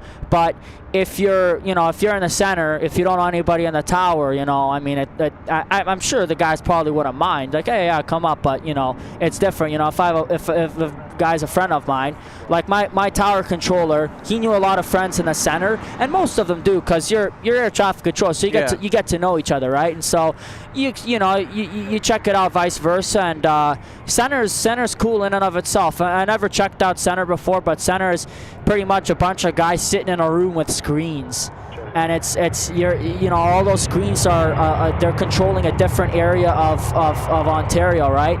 You got guys looking at Northern Ontario, you guys got looking at Southern Ontario, Eastern, Western, the airspace over us here at Pearson, anywhere above like several hundred feet to all the way up to flight level 40,000 feet is all controlled in that building. It's crazy. Like they could be calling center from anywhere, and these guys read it. So are they the ones who decide the runway? Yes. So when we're listening to Toronto Center, those are the guys who call out in advance, and those are the guys who give the runway in advance there. Toronto arrival and Toronto departure is also in there, so that's not in the actual ATC tower, that's in the center building.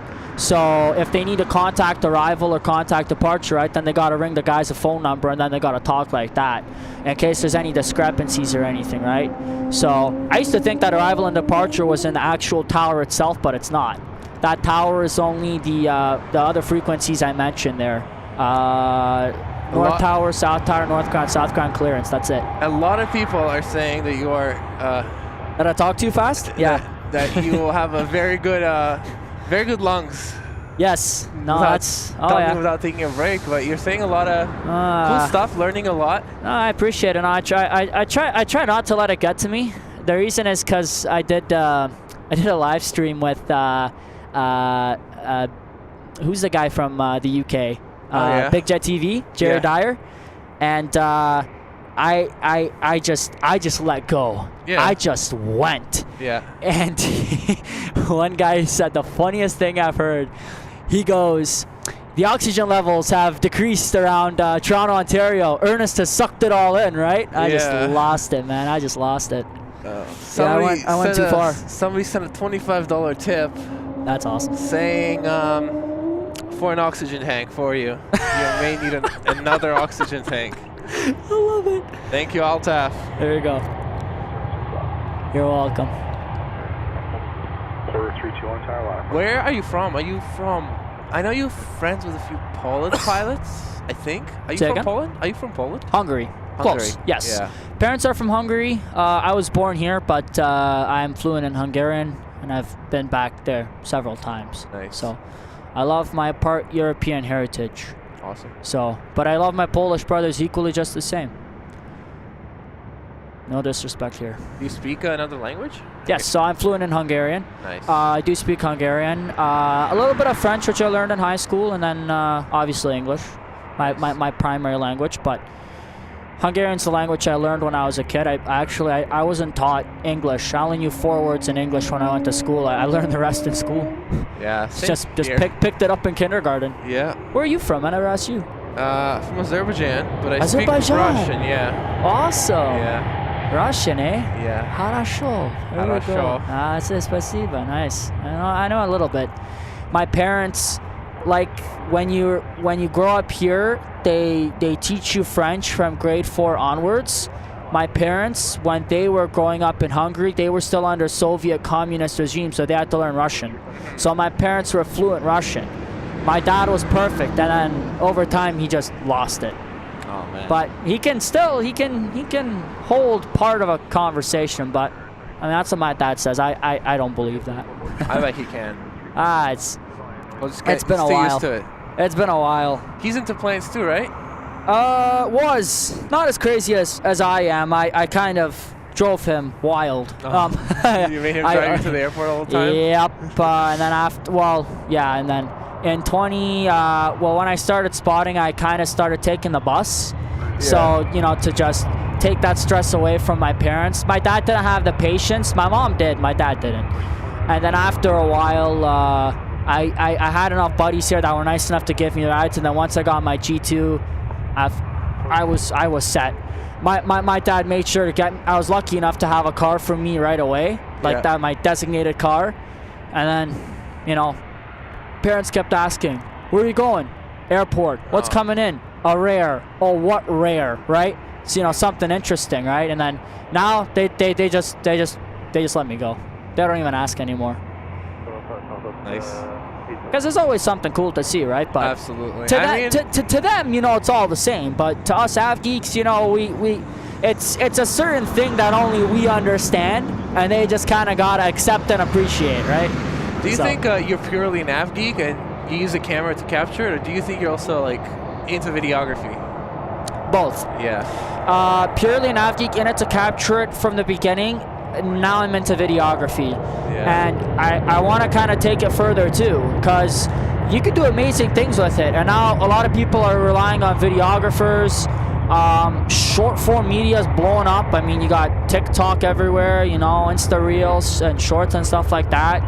I've considered it as a possible future career path if need be, and things like that. I love the airport, but I don't know if I want to stay around there much as a career, because they kind of own your soul. I miss having certain days off, weekends off, things like that. Not when you work at the airport, man. 98% of the jobs are all shift work, man. They own you for any day, any time, they don't care if if a weekend, it's a birthday, it's a this. Nah, man, you're working whenever they need you, right? So yeah. I kind of want to go somewhere where I can set my own hours, I can make my own schedule, but I'm still gonna be around the airport. That's never gonna change. The airport will be with me till the day I die, 100%. Nice. So I'm still kind of figuring out my way. I love my job, don't get me wrong. I love where I ended up at the airport. Again, the only thing I hate is the scheduling. Everything else is great.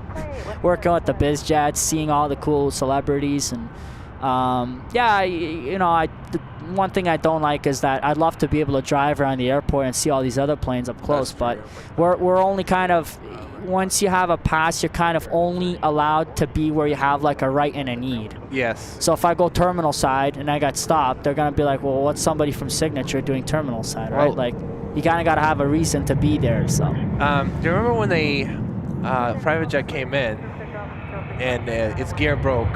on landing. Our taxi. When was this? This year. Like This year? 2-3 months ago. 2-3 months ago. Oh yeah, on the Hawk Run 05. Yeah. Yeah, and the gear broke in the exact same area where the Delta crash happened, I think. That intersection of 15 left and 0523, right? I think it was like very, very same area. Yeah. Yeah. Would you go tow it if it goes to signature?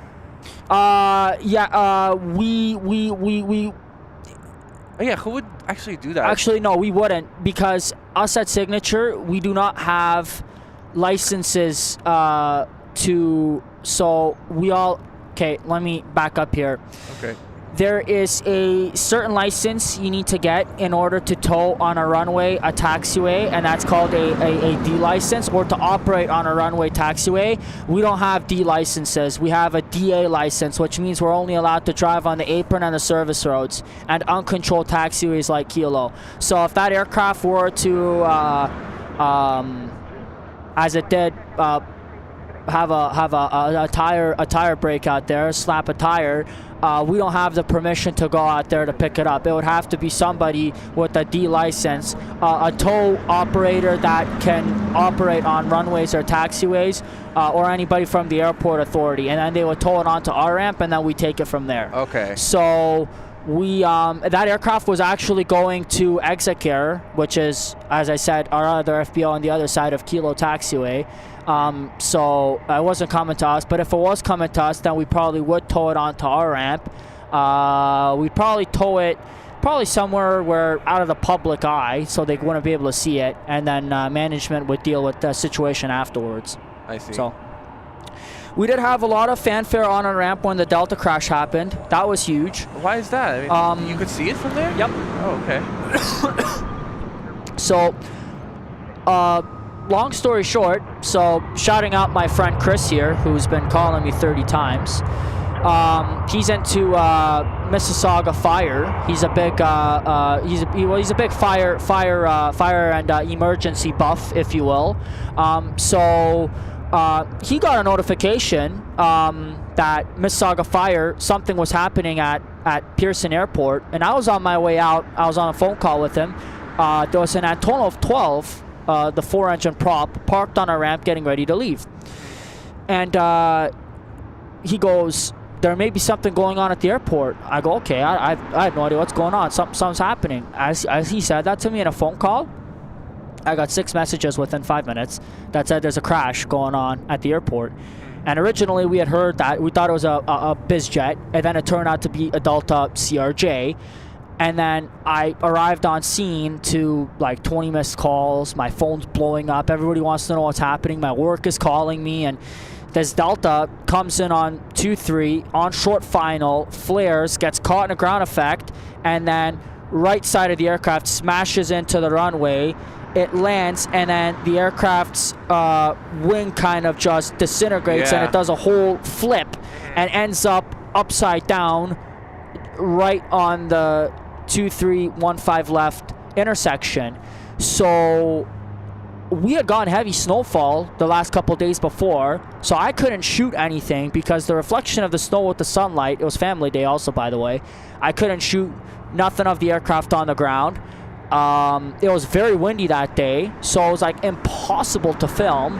So I went to check out the scene at work off of shift, and I didn't linger there long because, you know, I'm not supposed to be there, but my supervisors were okay with it. But yeah, we had our whole north end area operations were shut down there because the crash wasn't far from where we were based, and they didn't want anybody coming in and out of there. They wanted that whole north area clear because they wanted all the fire vehicles there. They wanted all the emergency responders. They wanted and for investigative purposes afterwards, you know, any sign of debris, fuel leak, whatever, they wanted that area totally clear. So we had a lot of aircraft actually going out, and they all got canceled. The airport got closed for a few hours before they started reopening it up, and everything was landing on the south side. We actually had an orange medevac flying through the area, and he called out, or Tower called out to him, that we just had a crash on 2-3.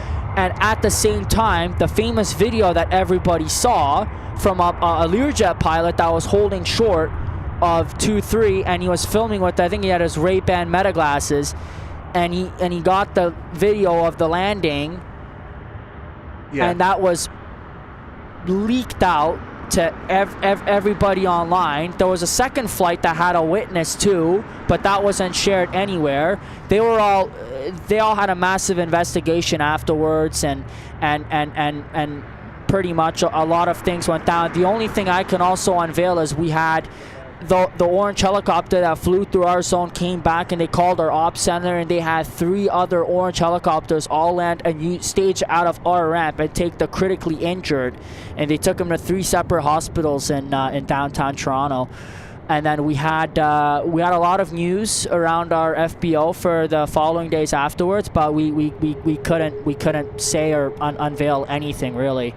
We had a lot of people walk through, and we just had to tell them that you guys, you unfortunately can't be here. And several other cameramen, they all came around, and they went to film a couple days afterwards the crash, and Peel and Toronto cops came afterwards and just kicked them right out. Were they trying to film at Signature? Not at Signature, no. Just the roads that kind of that lead in and around there. So one of the other main roads that go around the North Lounge also lead you to the north, the fire hall there, and you had police actually up there create a checkpoint. So the only way you could go there is obviously if you worked there. If you were just there to take pictures, that they just tell you to shove it. They didn't want you there at all. What operations did the airport run, since both 05 and 33 right was out, or 33 left? Right. So the operations they ran. So they were running 33 left departures for a bit, and they were running 2-4 arrivals or 6 arrivals. They wanted nothing on 0523. It wasn't until about 2.5 weeks until they got that running, because they had to wait for the Federal Aviation Administration, the FAA came in. Yeah. They showed up on our ramp, and then they set up a hut near that north end area further down, and then they did a bit of more investigation before they took the whole aircraft hull away, and they transported it to, I think, one of the hangars over here. They took it away. So yeah, they had there was a lot of things that went down. The BizJets were getting frustrated with us because we actually had only 2 slots available for BizJets to land during those couple days after the crash. So we were like, yeah, you guys can land, but we can't guarantee you guys could take off for a couple days. So we lost a lot of revenue as a result of that. A lot of BizJets were shoot away, but then once the airport started to gradually open up and accept more traffic, then things picked up. So I was in San Francisco at that time. Oh yeah. My flight was actually left I landed, and then my mom's texting me like there was a crash at Pearson. My goodness. And I was like, no way. Holy moly. Yeah. Jeez, man. I was supposed to leave the day before. Were you here the day before? No.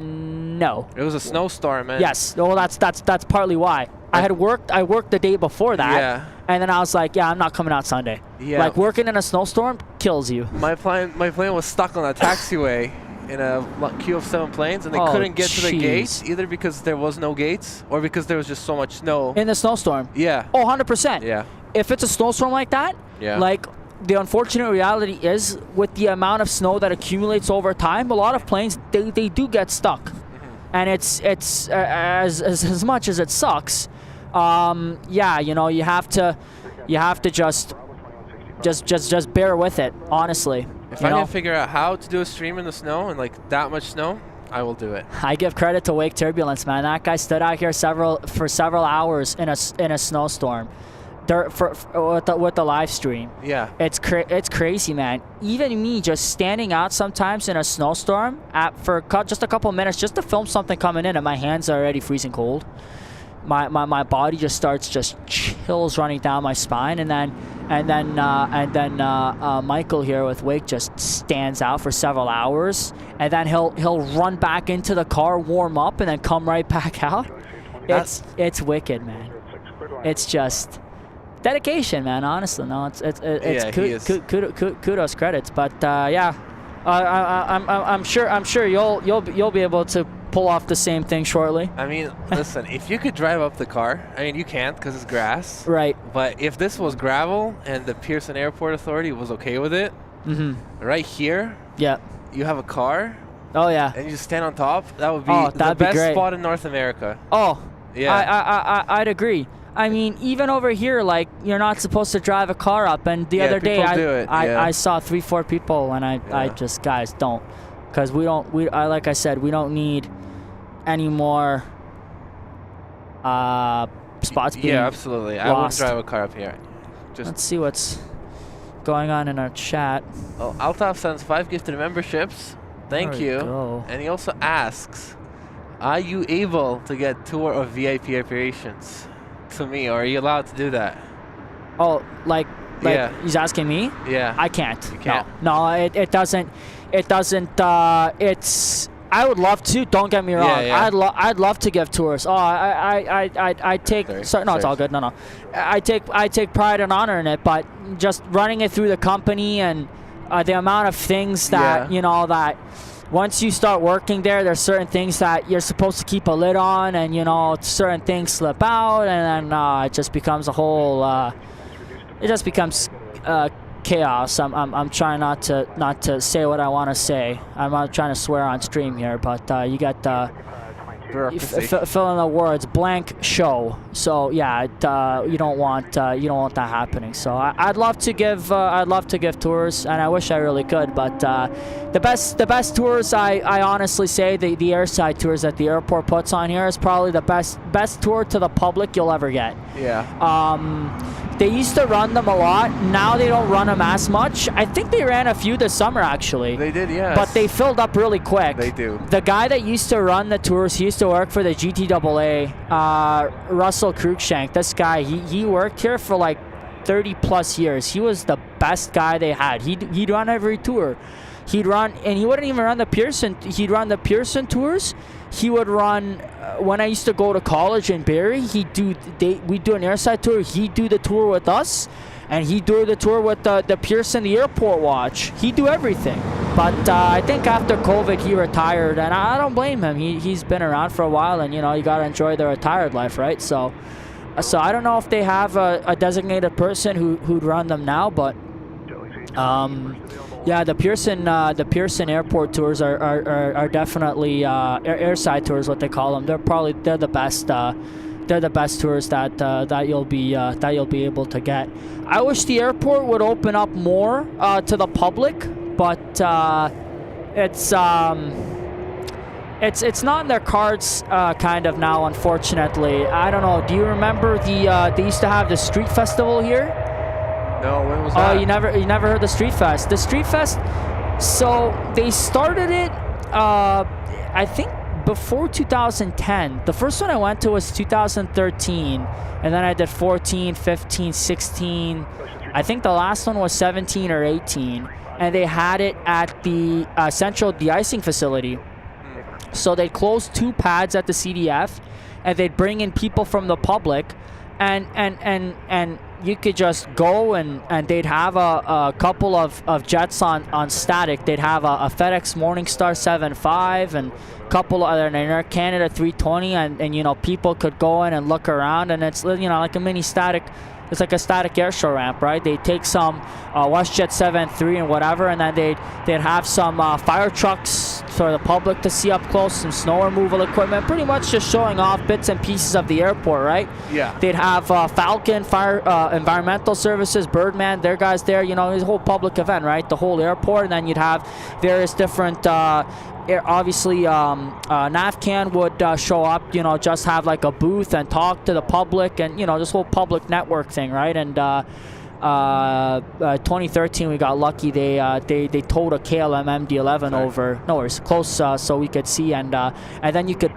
Aviation enthusiasts, you can plane spot. Like, they didn't say nothing about cameras. We brought all our cameras in. We're plane spotting airside there, right beside the CDF with no fence. Like, it was great, and I think they just lost a bunch of the sponsors after a while, and then there just some other logistical stuff went down. the last couple of years I did it, and the amount of people, like the line to get in. Yeah. If you'd come after 9 o'clock, you wouldn't get in until like noon, and it was just so bad, so hectic. Was it free? Oh yeah, it's free. Oh. I totally forgot about it. It's totally free. I feel like they could just charge money and do it. Yeah. Latest I remember is free. I don't think I was in charge, but I took a couple videos when I was a young little YouTuber, so I narrated everything. So I went around, I took myself on a bus tour with some friends. We went out, we made a day of it, and there was food stands too, right? So I think they made some money over there, right, and whatnot, and then, you know, they had bouncy castles for the kids there. They had everything figured out, so it was pretty cool. It was like what's the words I'm looking for? Open house. It's a pretty much big open house. Those were good. Those were the best events that Pearson used to have. What else? I'm missing something. They used to have another public event, the runway run. So they had the runway run. Oh yeah, someone just said it. They used to have the Yep. 5K runway run. Yep. I don't know if they have it anymore. It was this runway, 6 right, 2 4 left. They'd shut it down for the morning. I think they'd close it from 8 a.m. to noonish. Yeah. And it would happen right around now. I think it'd be like around September. And yeah, you could either run or you could walk or whatever. And they didn't, my friend's like, I don't care. Freaking buddy took his camera and he was plane spotting 2-4 right landings from 2-4 left. Yeah. Like, how cool is that, right? Yeah. Take advantage of the opportunity, so. So he just didn't run. He just literally took photos. Oh, he was in his 50s. He didn't care. Okay, that's... Yeah, he was smart, like, oh, no, honestly. chilling. Yep. Oh, I think we got a 30 few left guys going up. See the Caribbean? Yeah. I see the Air Canada too. Oh, here we go. And yep, it is starting. We got a 6 right arrival. Here we go. Time to switch up the operation. Speaking of which, I'm over here just jabbing away. Gotta completely check to see where this United aircraft is before I miss it myself. Oh damn, they're over the lake already. Here we go. Alright, I gotta change the battery then. Okay. The batteries are dying so quick. Sounds good. I'm gonna get on arrival because this guy's gonna call in and I'm gonna miss him. Visual separation, Port Earth 305. 4693 tower, line up 06 left. Keep coming. What do you do that for? Like, why do you record audio? Do you record the audio of the ATC? Mostly yes. Okay, that's why you're listening. Because obviously he's gonna come here, right? Oh, 100%. Yeah. If that's the case, if they'll land. Yeah, he's at 10,100 feet.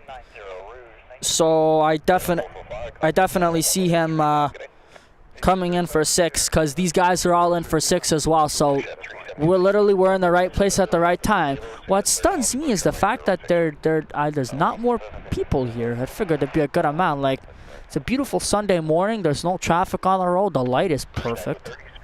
But that's all good.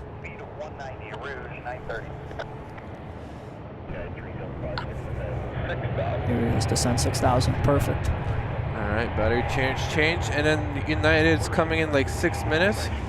Yeah. 6 to 8 minutes. Now there's gonna be seeing me somewhere back in there. It'll start descending. Go over my house on the downwind, buzz my house. Alright, let me just say hello to a bunch of people. 2 Avgeeks, you know them probably? Oh yeah, absolutely. Yeah. 2 Avgeeks, great people. Yeah. Yeah, they're awesome. Super nice. Met them when the A380 inaugural landing was. Yeah. They introduced themselves. Really nice people. Yeah, good morning, buddy. It's a beautiful day for plane spotting. It actually is a gorgeous day. 100%. It's super gorgeous. Could be a bit warmer. Rohit is here. Almaza's here. Sure, do call outs if you want. Michael Ayob. Sandy. Glenn Aviation said hello earlier. Right on. From UK. Hello, hello. Awesome. Nessus, how's it going? Can you park you can't park here, so I mean you can park, and if they ask you to leave, then just do that. But yep, that's how it goes. that's how everybody does it. Agreed. Shaquille, hello. Critter is the one who dropped that fact. Altaf, thank you for $2. Russell goes, I bet $1 million that Ernst is single. Married men don't speak that much. Who said that? Russell. No, I got someone lined up, but I know what to say and when to say it. So. Is Russell your friend? Yeah. Okay. I've known Russell for years. I thought that was just bullying, but I'm glad that's your friend. No. Russell will never. No, he means well. All right, good. Yep. Mary Mac from Ottawa, hello. The guest here is Ernst. Yes. How do you say your last name? I just say Gotchik. Gotchik. And, yeah. His YouTube channel is Ernst Gotchik Aviation. Correct. Lots of good clips on his channel. Appreciate it. And it's not your first live stream actually you did at YYZ. Me? I'll guest it on, because you did literally do one with the biggest one, the UK guy. Yeah. So I was with him, and then I've joined Wake Turbulence, and then now I'm on with. Well, you're kind of the one that's been nice enough to offer me a headset to chat alongside you, and I appreciate that. No, it's very nice. Obviously, you know, I don't mind, you know. I have a headset, so I'm happy chatting to give away, it. and you know, just it's fun too, because you know you're killing time. You know, what am I gonna do? Just sit in my car and scroll on my phone? Hell no, man. No, just 100%. Because big Canadian International Air Show photographer coming down over there, Patrick Cardinal. Yeah, I've been following his work for years. That guy's a massive air show photographer. He is undoubtedly here for the United. Hey, Vanessa in Papalima. Yeah, you know what? When I showed you standing on top of your car. Yes. On the London Air Show. Yes. A lot of people recognized you immediately. Oh, really? Yeah. Oh, yeah. I might have trademarked that a little bit. Oh, it's fun. No, London Air Show. That's one of the best shows that I really enjoy. That air show. That air show is great. The lighting's great. The runway's great. The crowd is great. The lineup's great. There's very few things wrong with that show. Canada's show for a number of reasons. Yeah, for sure. I mean, it's the biggest one. Yeah. Oh yeah, arguably the biggest one. United's confirmed 6 right, so we're in good position here. Hopefully it's not the first plane, because I need. No. I need the practice first. Air Canada just landed, so you're good. Okay. You'll have a couple of arrivals, and then the United will swing through. In the meantime, I am gonna vacate this chat again, and I'm gonna go grab my gear, and I'm gonna listen, and I'll probably film him taxiing back. I might go further down the road and get him just, because he is going. So luckily for me, I have the Pearson Ground Radar app through work, so I can actually see what gate they're parking at, which helps immensely. If I have to, you know, maneuver to get a ground shot, I kind of can. If you're as crazy as me and stick around at Pearson as long as I do, you can kind of tell which route they're going to take to get to where they're going to park, which helps me in coordinating a shot. Now I'm just trying to... Undoubtedly, they're going to go to Terminal 1. I just don't know where. Do you want to zoom in on the gates and see what's empty? It's not the gate. It's the actual flight I have to click on, because the flight will have 161 Alpha. So he's gonna go on the inside past where Etihad is, inside the horseshoe there, which is almost where the one that was here on Wednesday went to 164. So he's gonna go all the way in there. So I'm probably gonna shoot his landing, and I'm gonna floor. I'm gonna go down to where the Jumbotron is and get him just taxiing right back up. No, just further down here. Okay, gotcha. Yeah, if he was going to the infield, I'd floor it there right away. Yeah, he's going to the U.S. pre-clearance, right?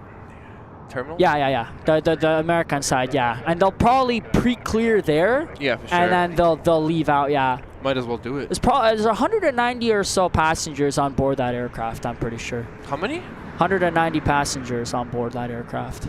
Yeah. There goes another Toronto Pearson legend, Thomas Kim. Been spotting here since the late 1970s. One of the, you should probably know him, one of the very first spotters I think he shot the very first ever 4.7 that ever came into here. What was that? The very first? Oh man, sometime in the 70s. Do you know what it was? What plane? Alitalia is a diversion from New York, from what I heard.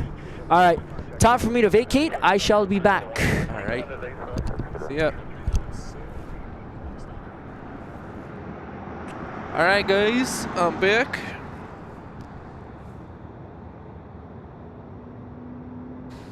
Hope you all are doing well. Now that I have time to talk a little bit, I have my plan is listen. My original plan is I was gonna do a 12-hour stream.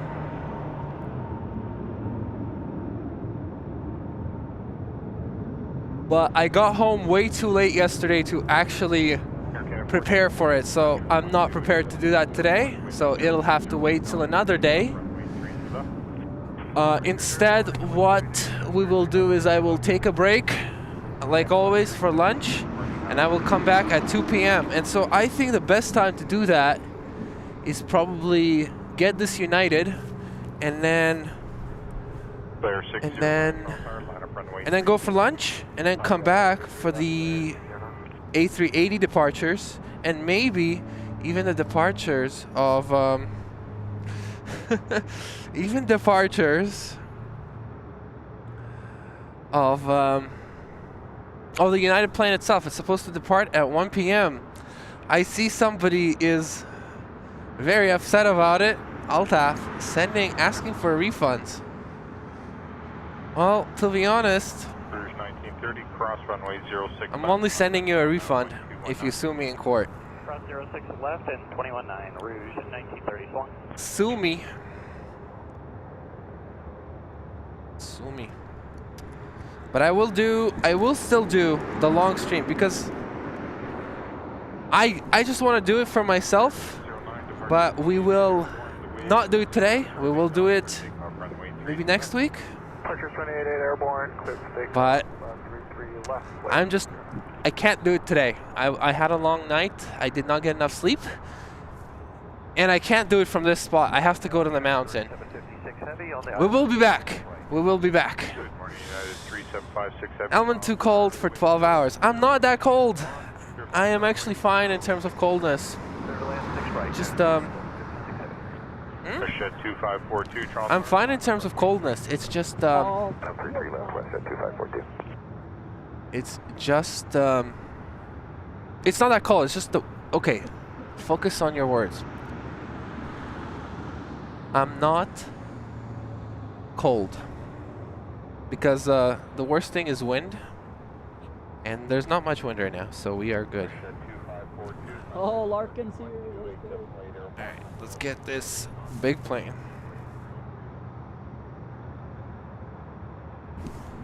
So I believe this is the United aircraft. United 777 coming in from, I believe it's Washington. Contact departure 128.8 airborne, wind 0208 knots, clear takeoff runway 3. No, we'll definitely do a long stream. It's not cold.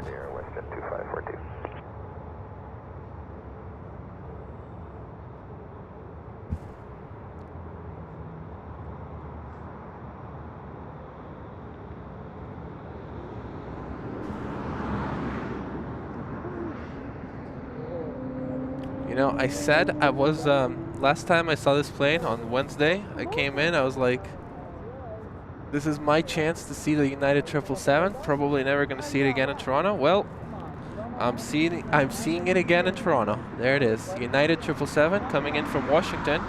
And as Ernst mentioned earlier, this is the first United 777-200 they took delivery of. So how cool is that? There we go. Let's go.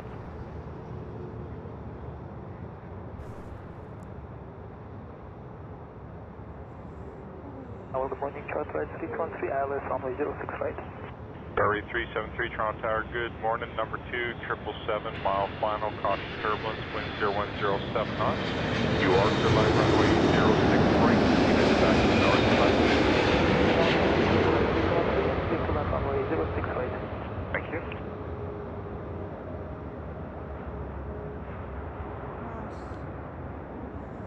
Nice landing. Shed 33, departure 128.8 airborne, wind 0108 knots, clear takeoff runway 33 left. Clear takeoff.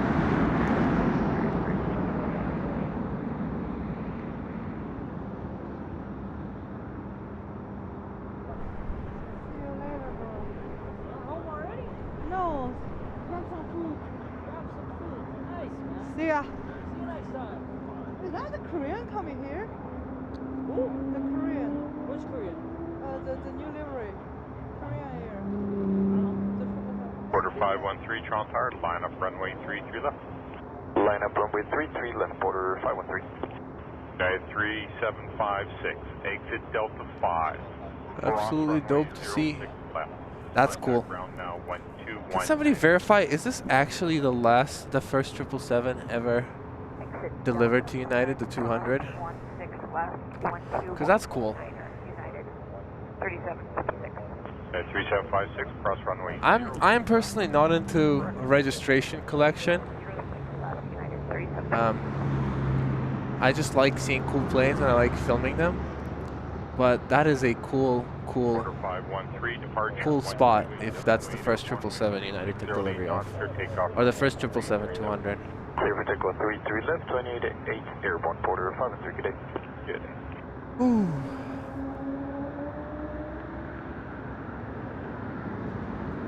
Border 641, Toronto Tower, line up runway 33 left. Line up runway 33 left, border 641.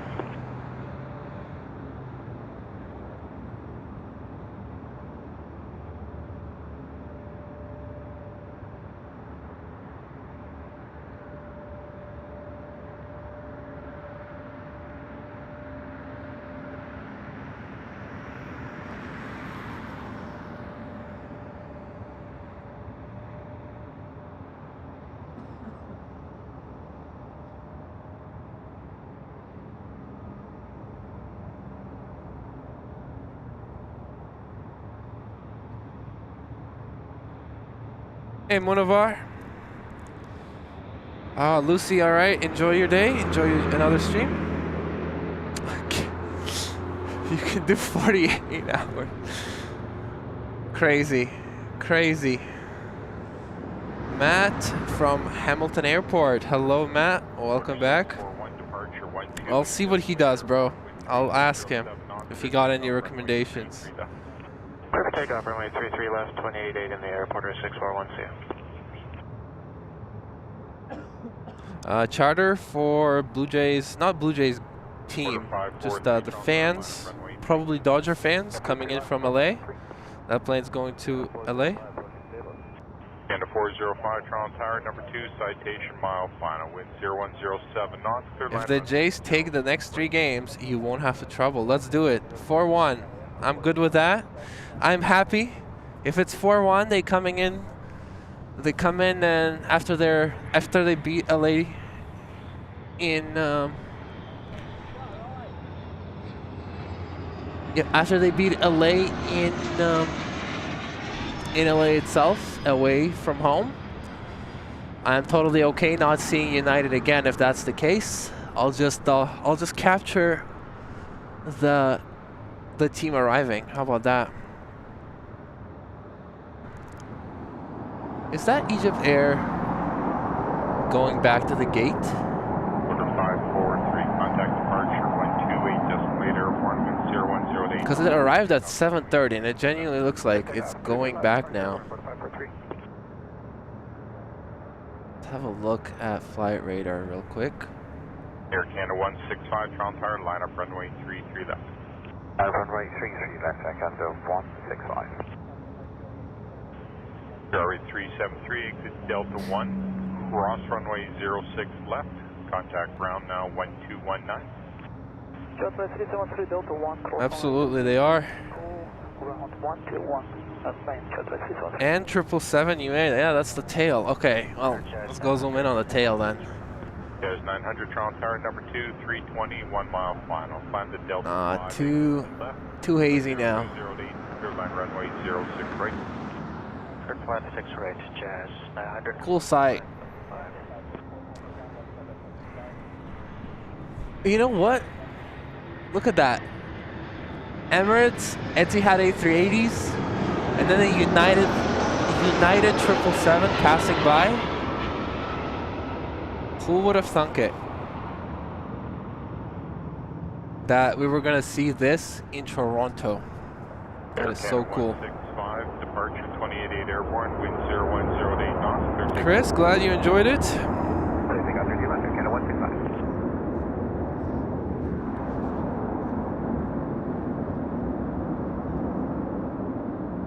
It is, yeah. They're 5073 Charleston Tower, line up and wait, runway 33 left. Line up and wait, runway 33 left.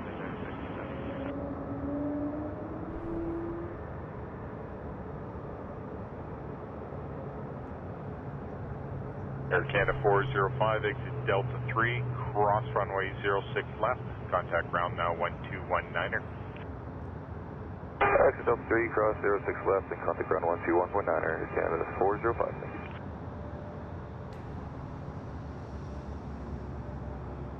Okay, let's see, because I think the Korean Air is arriving soon. It's delayed today. Let's see where it's at the moment. YYZ arrivals. Korean Air, it's the new livery, the one I like. It's coming in 16 minutes. I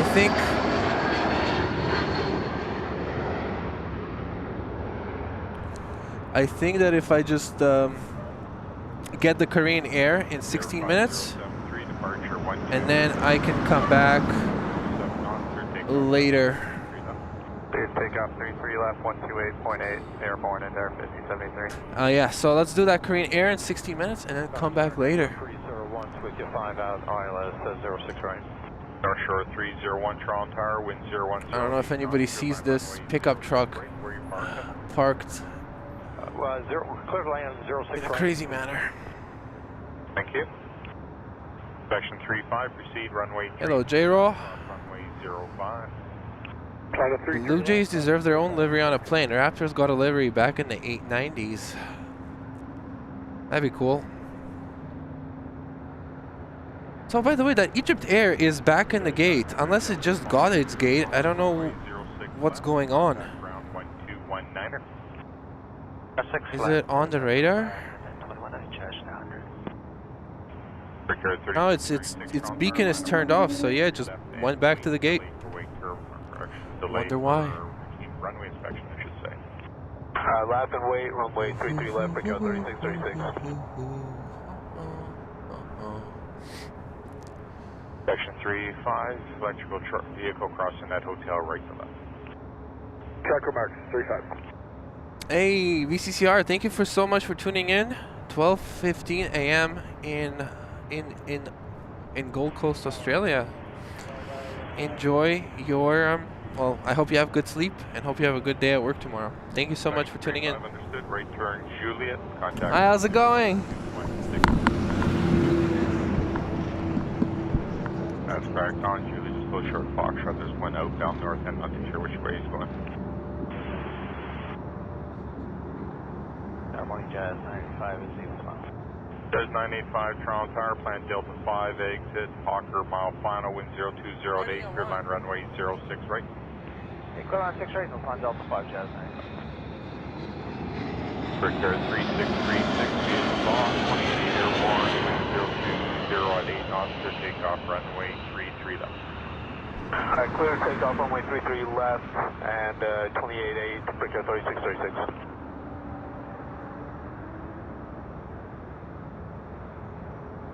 Yeah, 702, Toronto Tower, line up runway 33 left. Line up 33 left, Air Canada 702.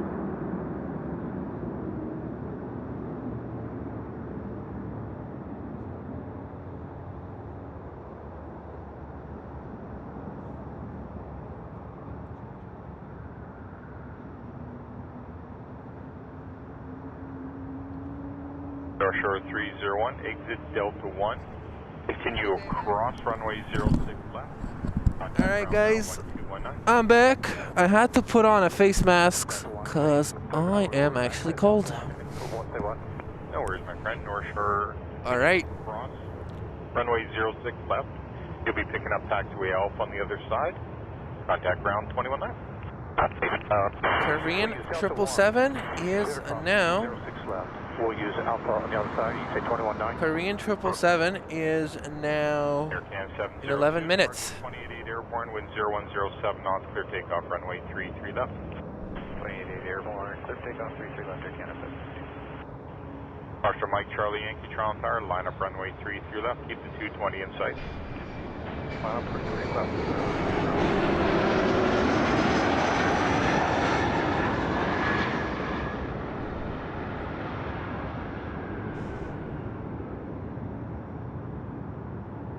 Tower, good morning, Rouge, 1671, approaching disabled. Look at that. 3-3 left departures. They're getting a lineup over there. Clear line runway 06 right.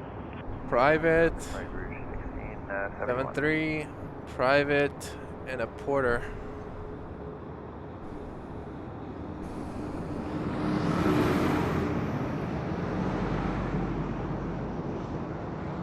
But it's face mask time. Foxtrot Mike Charlie Yankee, maintain visual But you know, I don't like. Archers, I kind of don't like the winds are 0. the lack of color. Clear takeoff runway 3. I feel like I'm trying to. Mike Charlie. Push 1152 Toronto Tower, line up runway 33 left. Keep the Challenger in sight. Without the hat, it feels like I'm trying to conceal my identity or try to be not visible. So it's better I put this on, and now I look. I don't look like I am about to commit a heist. Ooh. Someone stole my second headset. No, it's here. It is here. 28.8 airborne. Wind 0108 knots. Clear takeoff runway 33 left.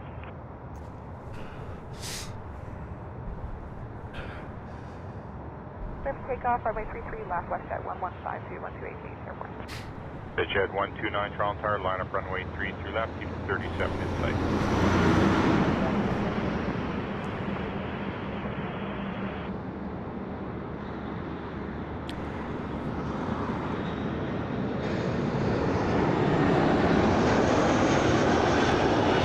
Thank you guys so much for hanging out today this morning. Yeah. Appreciate every single one of you hanging out. Thank you, by the way, also for the likes. We are at 263 likes. Aircan 795 negative. You're number 2 to go. I will come back for after my lunch break, but how about this? If you guys hit the like button, if you hit and you get us to 300 likes before I end this stream after Korean 777 arrives, I will eat as fast as possible and come back as soon as possible. How about that? Basically, hit the like button. Nick, hello. Lilia, hello. Amy P, how's it going? Order ground 21I, Rouge, 1671. I am very warm. I'm doing good. Don't worry. Runway 06 right. Tower Rouge 1657, ILS runway 06 right. Rouge 1657 Toronto Tower, wind 01088 knots, third line runway 06 right. Third line runway 06 right, Rouge 1657.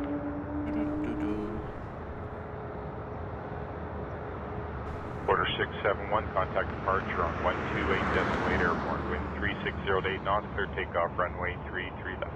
Clear for takeoff runway 33 left, and we'll contact departures on 128.8, order 671, good day. Good day.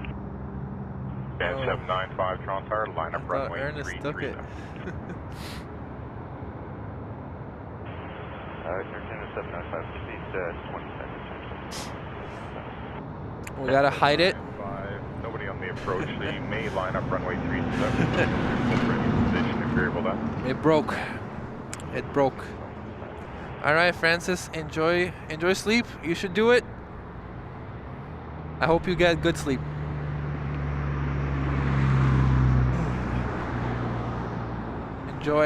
Enjoy, and definitely get sleep. Well-earned rest, absolutely.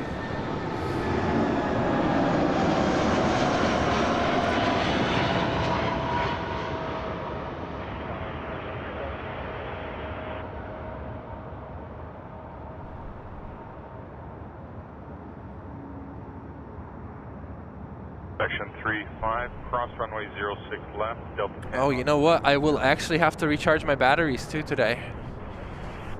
This level of battery usage is unprecedented.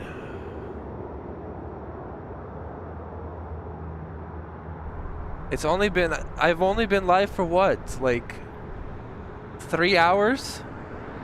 And I am on my 4th battery. 1657, exit. Absolutely unprecedented stuff here. Contact ground now 1219er.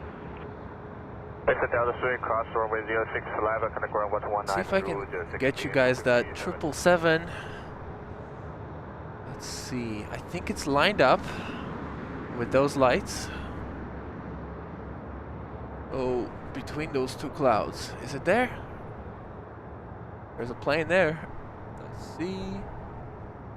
No, that's departure. 795, Toronto Tower. That's the 33 left departures. Fully ready in position, please.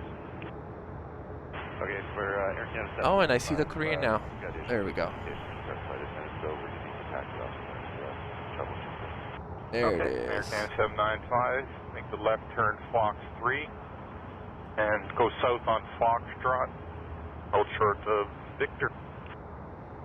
Left turn Fox 3, south on Foxtrot, hold short of Victor, and then 795.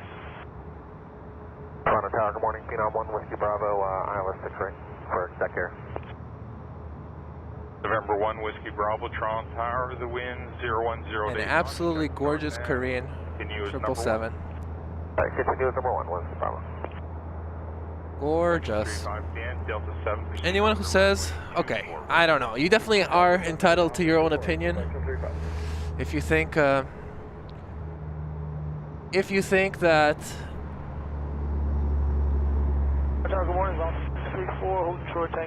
the old livery is nicer, that's you're definitely entitled to that opinion. But for me, I am very much enjoying the new Korean livery. I like it a lot. Copy that, line up 33 left at Tango, volunteer 634. Love the shot of the 737s with the A380s in the background. We'll see if I can get some more for you, Rod. Decimal niner. This is your favorite spot? It's a good spot when there is nothing going on. 795. Because then you can't point at the gates. But if it's a busy day, you don't need the gates. You can just focus on the movements. Hey, Chris. Hello, Pepsi. Hello, Chris, the Pepsi driver. Planet Airborne, clear takeoff, runway 33 left, volunteer 634. Thanks. November 1 Whiskey Bravo is now cleared line runway 06 right. 6 right, clear to land, 1 Whiskey Bravo.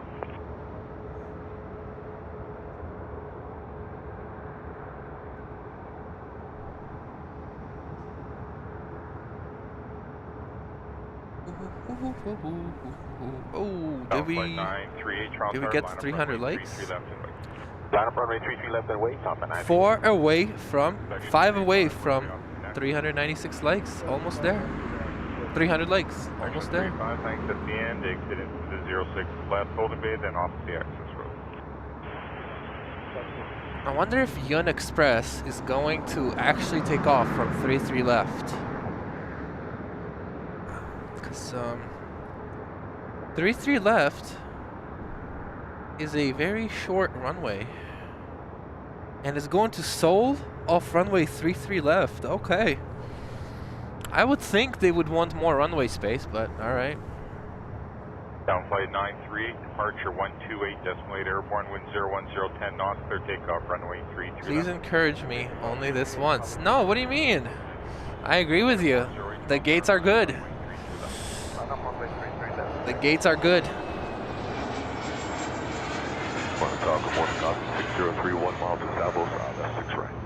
That's actually why I come here in the morning, because the mornings are not so busy.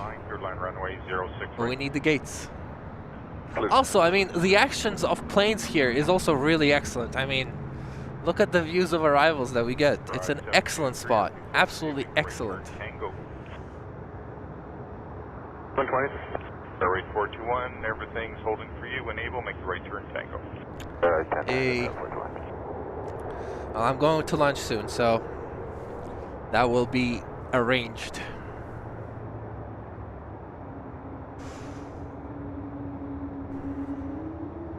Ernst went, I think Ernst probably went infield. No, not infield. He probably went infield or the mountain for the 33 left departures. Probably for this exact plane. Probably the first time that plane takes off from runway 33 left. Santa 408, 288 airborne, wind 01010, clear takeoff, runway 33 left. Runway 33 left, clear for takeoff, airborne, contact departure, Santa 408, good day. Drive 723, Toronto. Yun Express, operated by Atlas Air. Clear line up 33 left for Thrive 723, we'll keep the 73 in sight.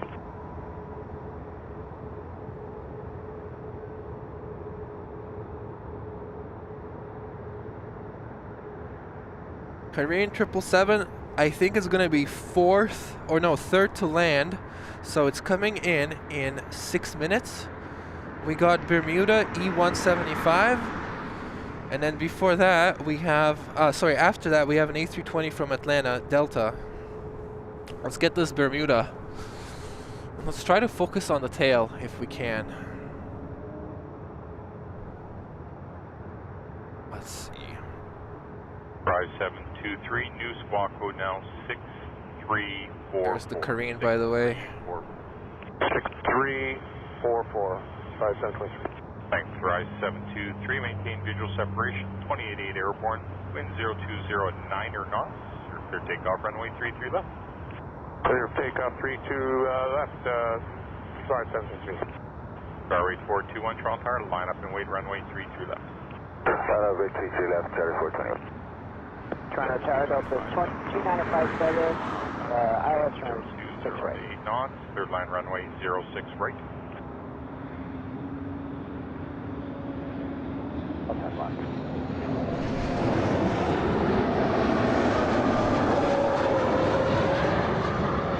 Tower, Delta 2957, ILS 6 right. Delta 2957, Toronto Tower, Embraer half mile final with 0209 knots, third line runway 06 right. Clear to land, runway 6 right, Delta 2957. Bermuda pilot showing us masterclass of a butter landing. That was perfect. I think that was very, very perfect. What do you think? Come on, give us your thoughts. Butter or no butter? I mean, that was butter. Give us the thoughts on how much butter that was. Perfect. Have the Jays left for LA? Yeah, they left at midnight. They really were in a rush to go get there. 06 left, contact ground. Let's go. 21.9er. 313 likes. Thank you, every single one of you. Thank you for watching, and thank you for hitting that like button. I guess one more time I'll say, if you haven't subscribed yet, subscribe.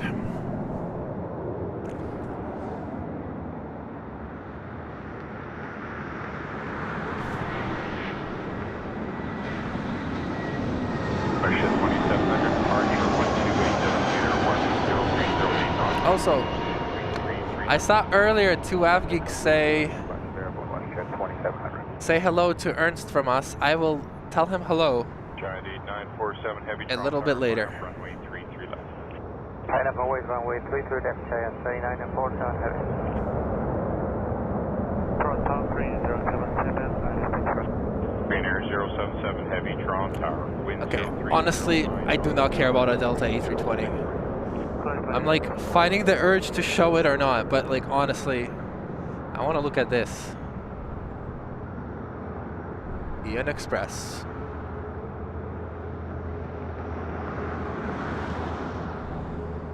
Is it going to, where is it going? Delta 3, continue across runway 06 left, contact ground. Yeah, look at that. So this is going to Seoul, right? Cross, runway 6 That's left, Seoul, contact Korea. ground now, Delta Seoul, Korea, and guess what? 2957. Drive 723. We got another 777-300 coming in from Korea.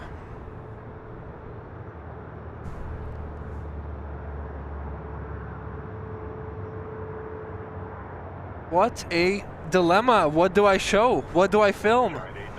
I only have one camera. 0208 knots, clear takeoff, runway 33 left. 28-8, clear for takeoff, runway 33 left, Cheyenne 39 and 47 heavy. Bridge 1878, just move up on Tango Shore of the runway. Your number 2 goes to a west jet 37 to the left and block 3. Okay, check wait, check Tango Shore 32 left, bridge 1878. West jet 2102, Toronto Tower, caution jet blast, line up runway 33 left and wait until late wait turbines from the 777. Line up and wait, 33 left, West jet 2102.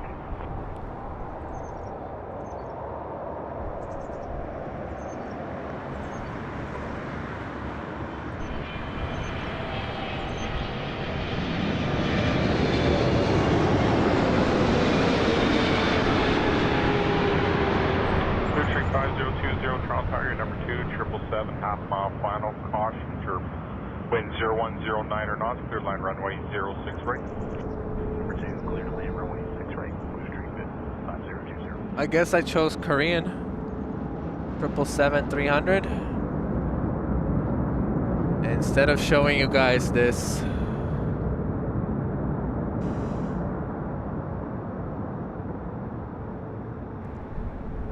This one.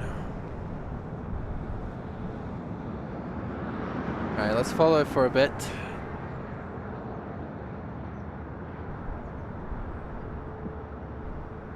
Bad timing. I agree. That plane was butter. And Delta 2 was butter. Absolutely. Alright guys, that's gonna be it for the morning show. I will absolutely be back later for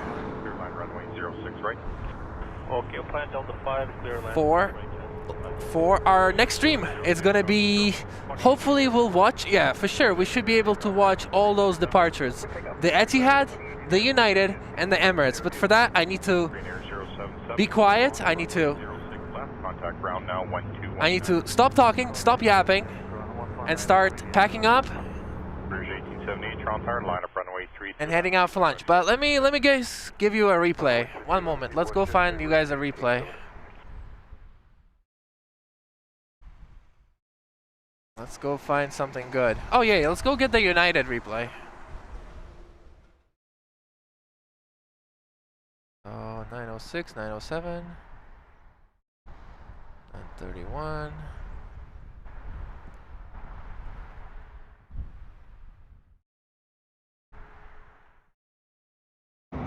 Rouge 1878, maintain visual separation. Departure is 128.8 airborne, wind 0208 knots, clear takeoff runway 33 left. Takeoff 33 left, 28 there, Rouge 1878, maintain visual separation. Flare 2634, Toronto Tower, line. It looks like I forgot to film the United flight. Unbelievable. Oh no. Alright, well I guess here's a United plane. Oh, maybe no, this is it.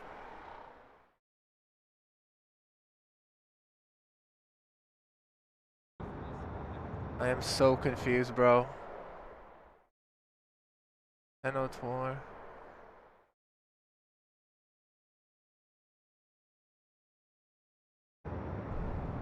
Is this it?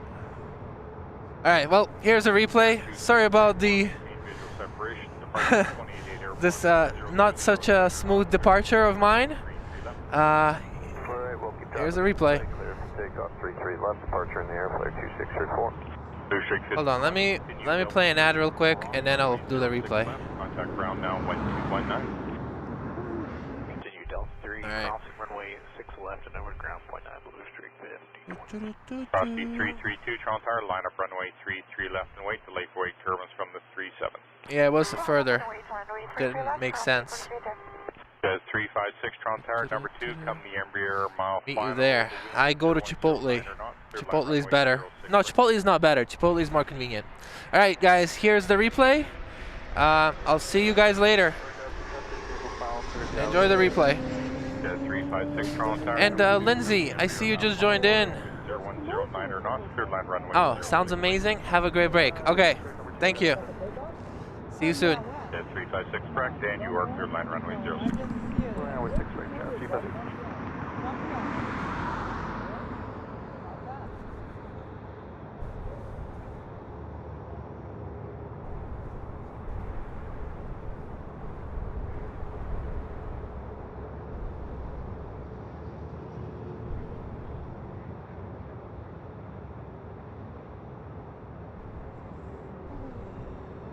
Frosty 332, caution turbines from the 37, departure 128.8 airborne, wind 0209 or not, clear takeoff runway 33 left.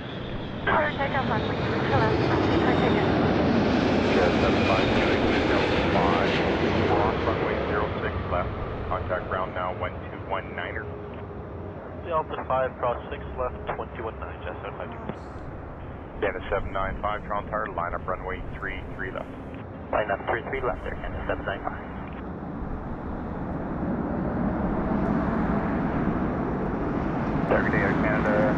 258, island 6 right. Air Canada 258, Toronto Tower, CRJ, half mile final, wind 0209 or knots, cleared line runway 06 right.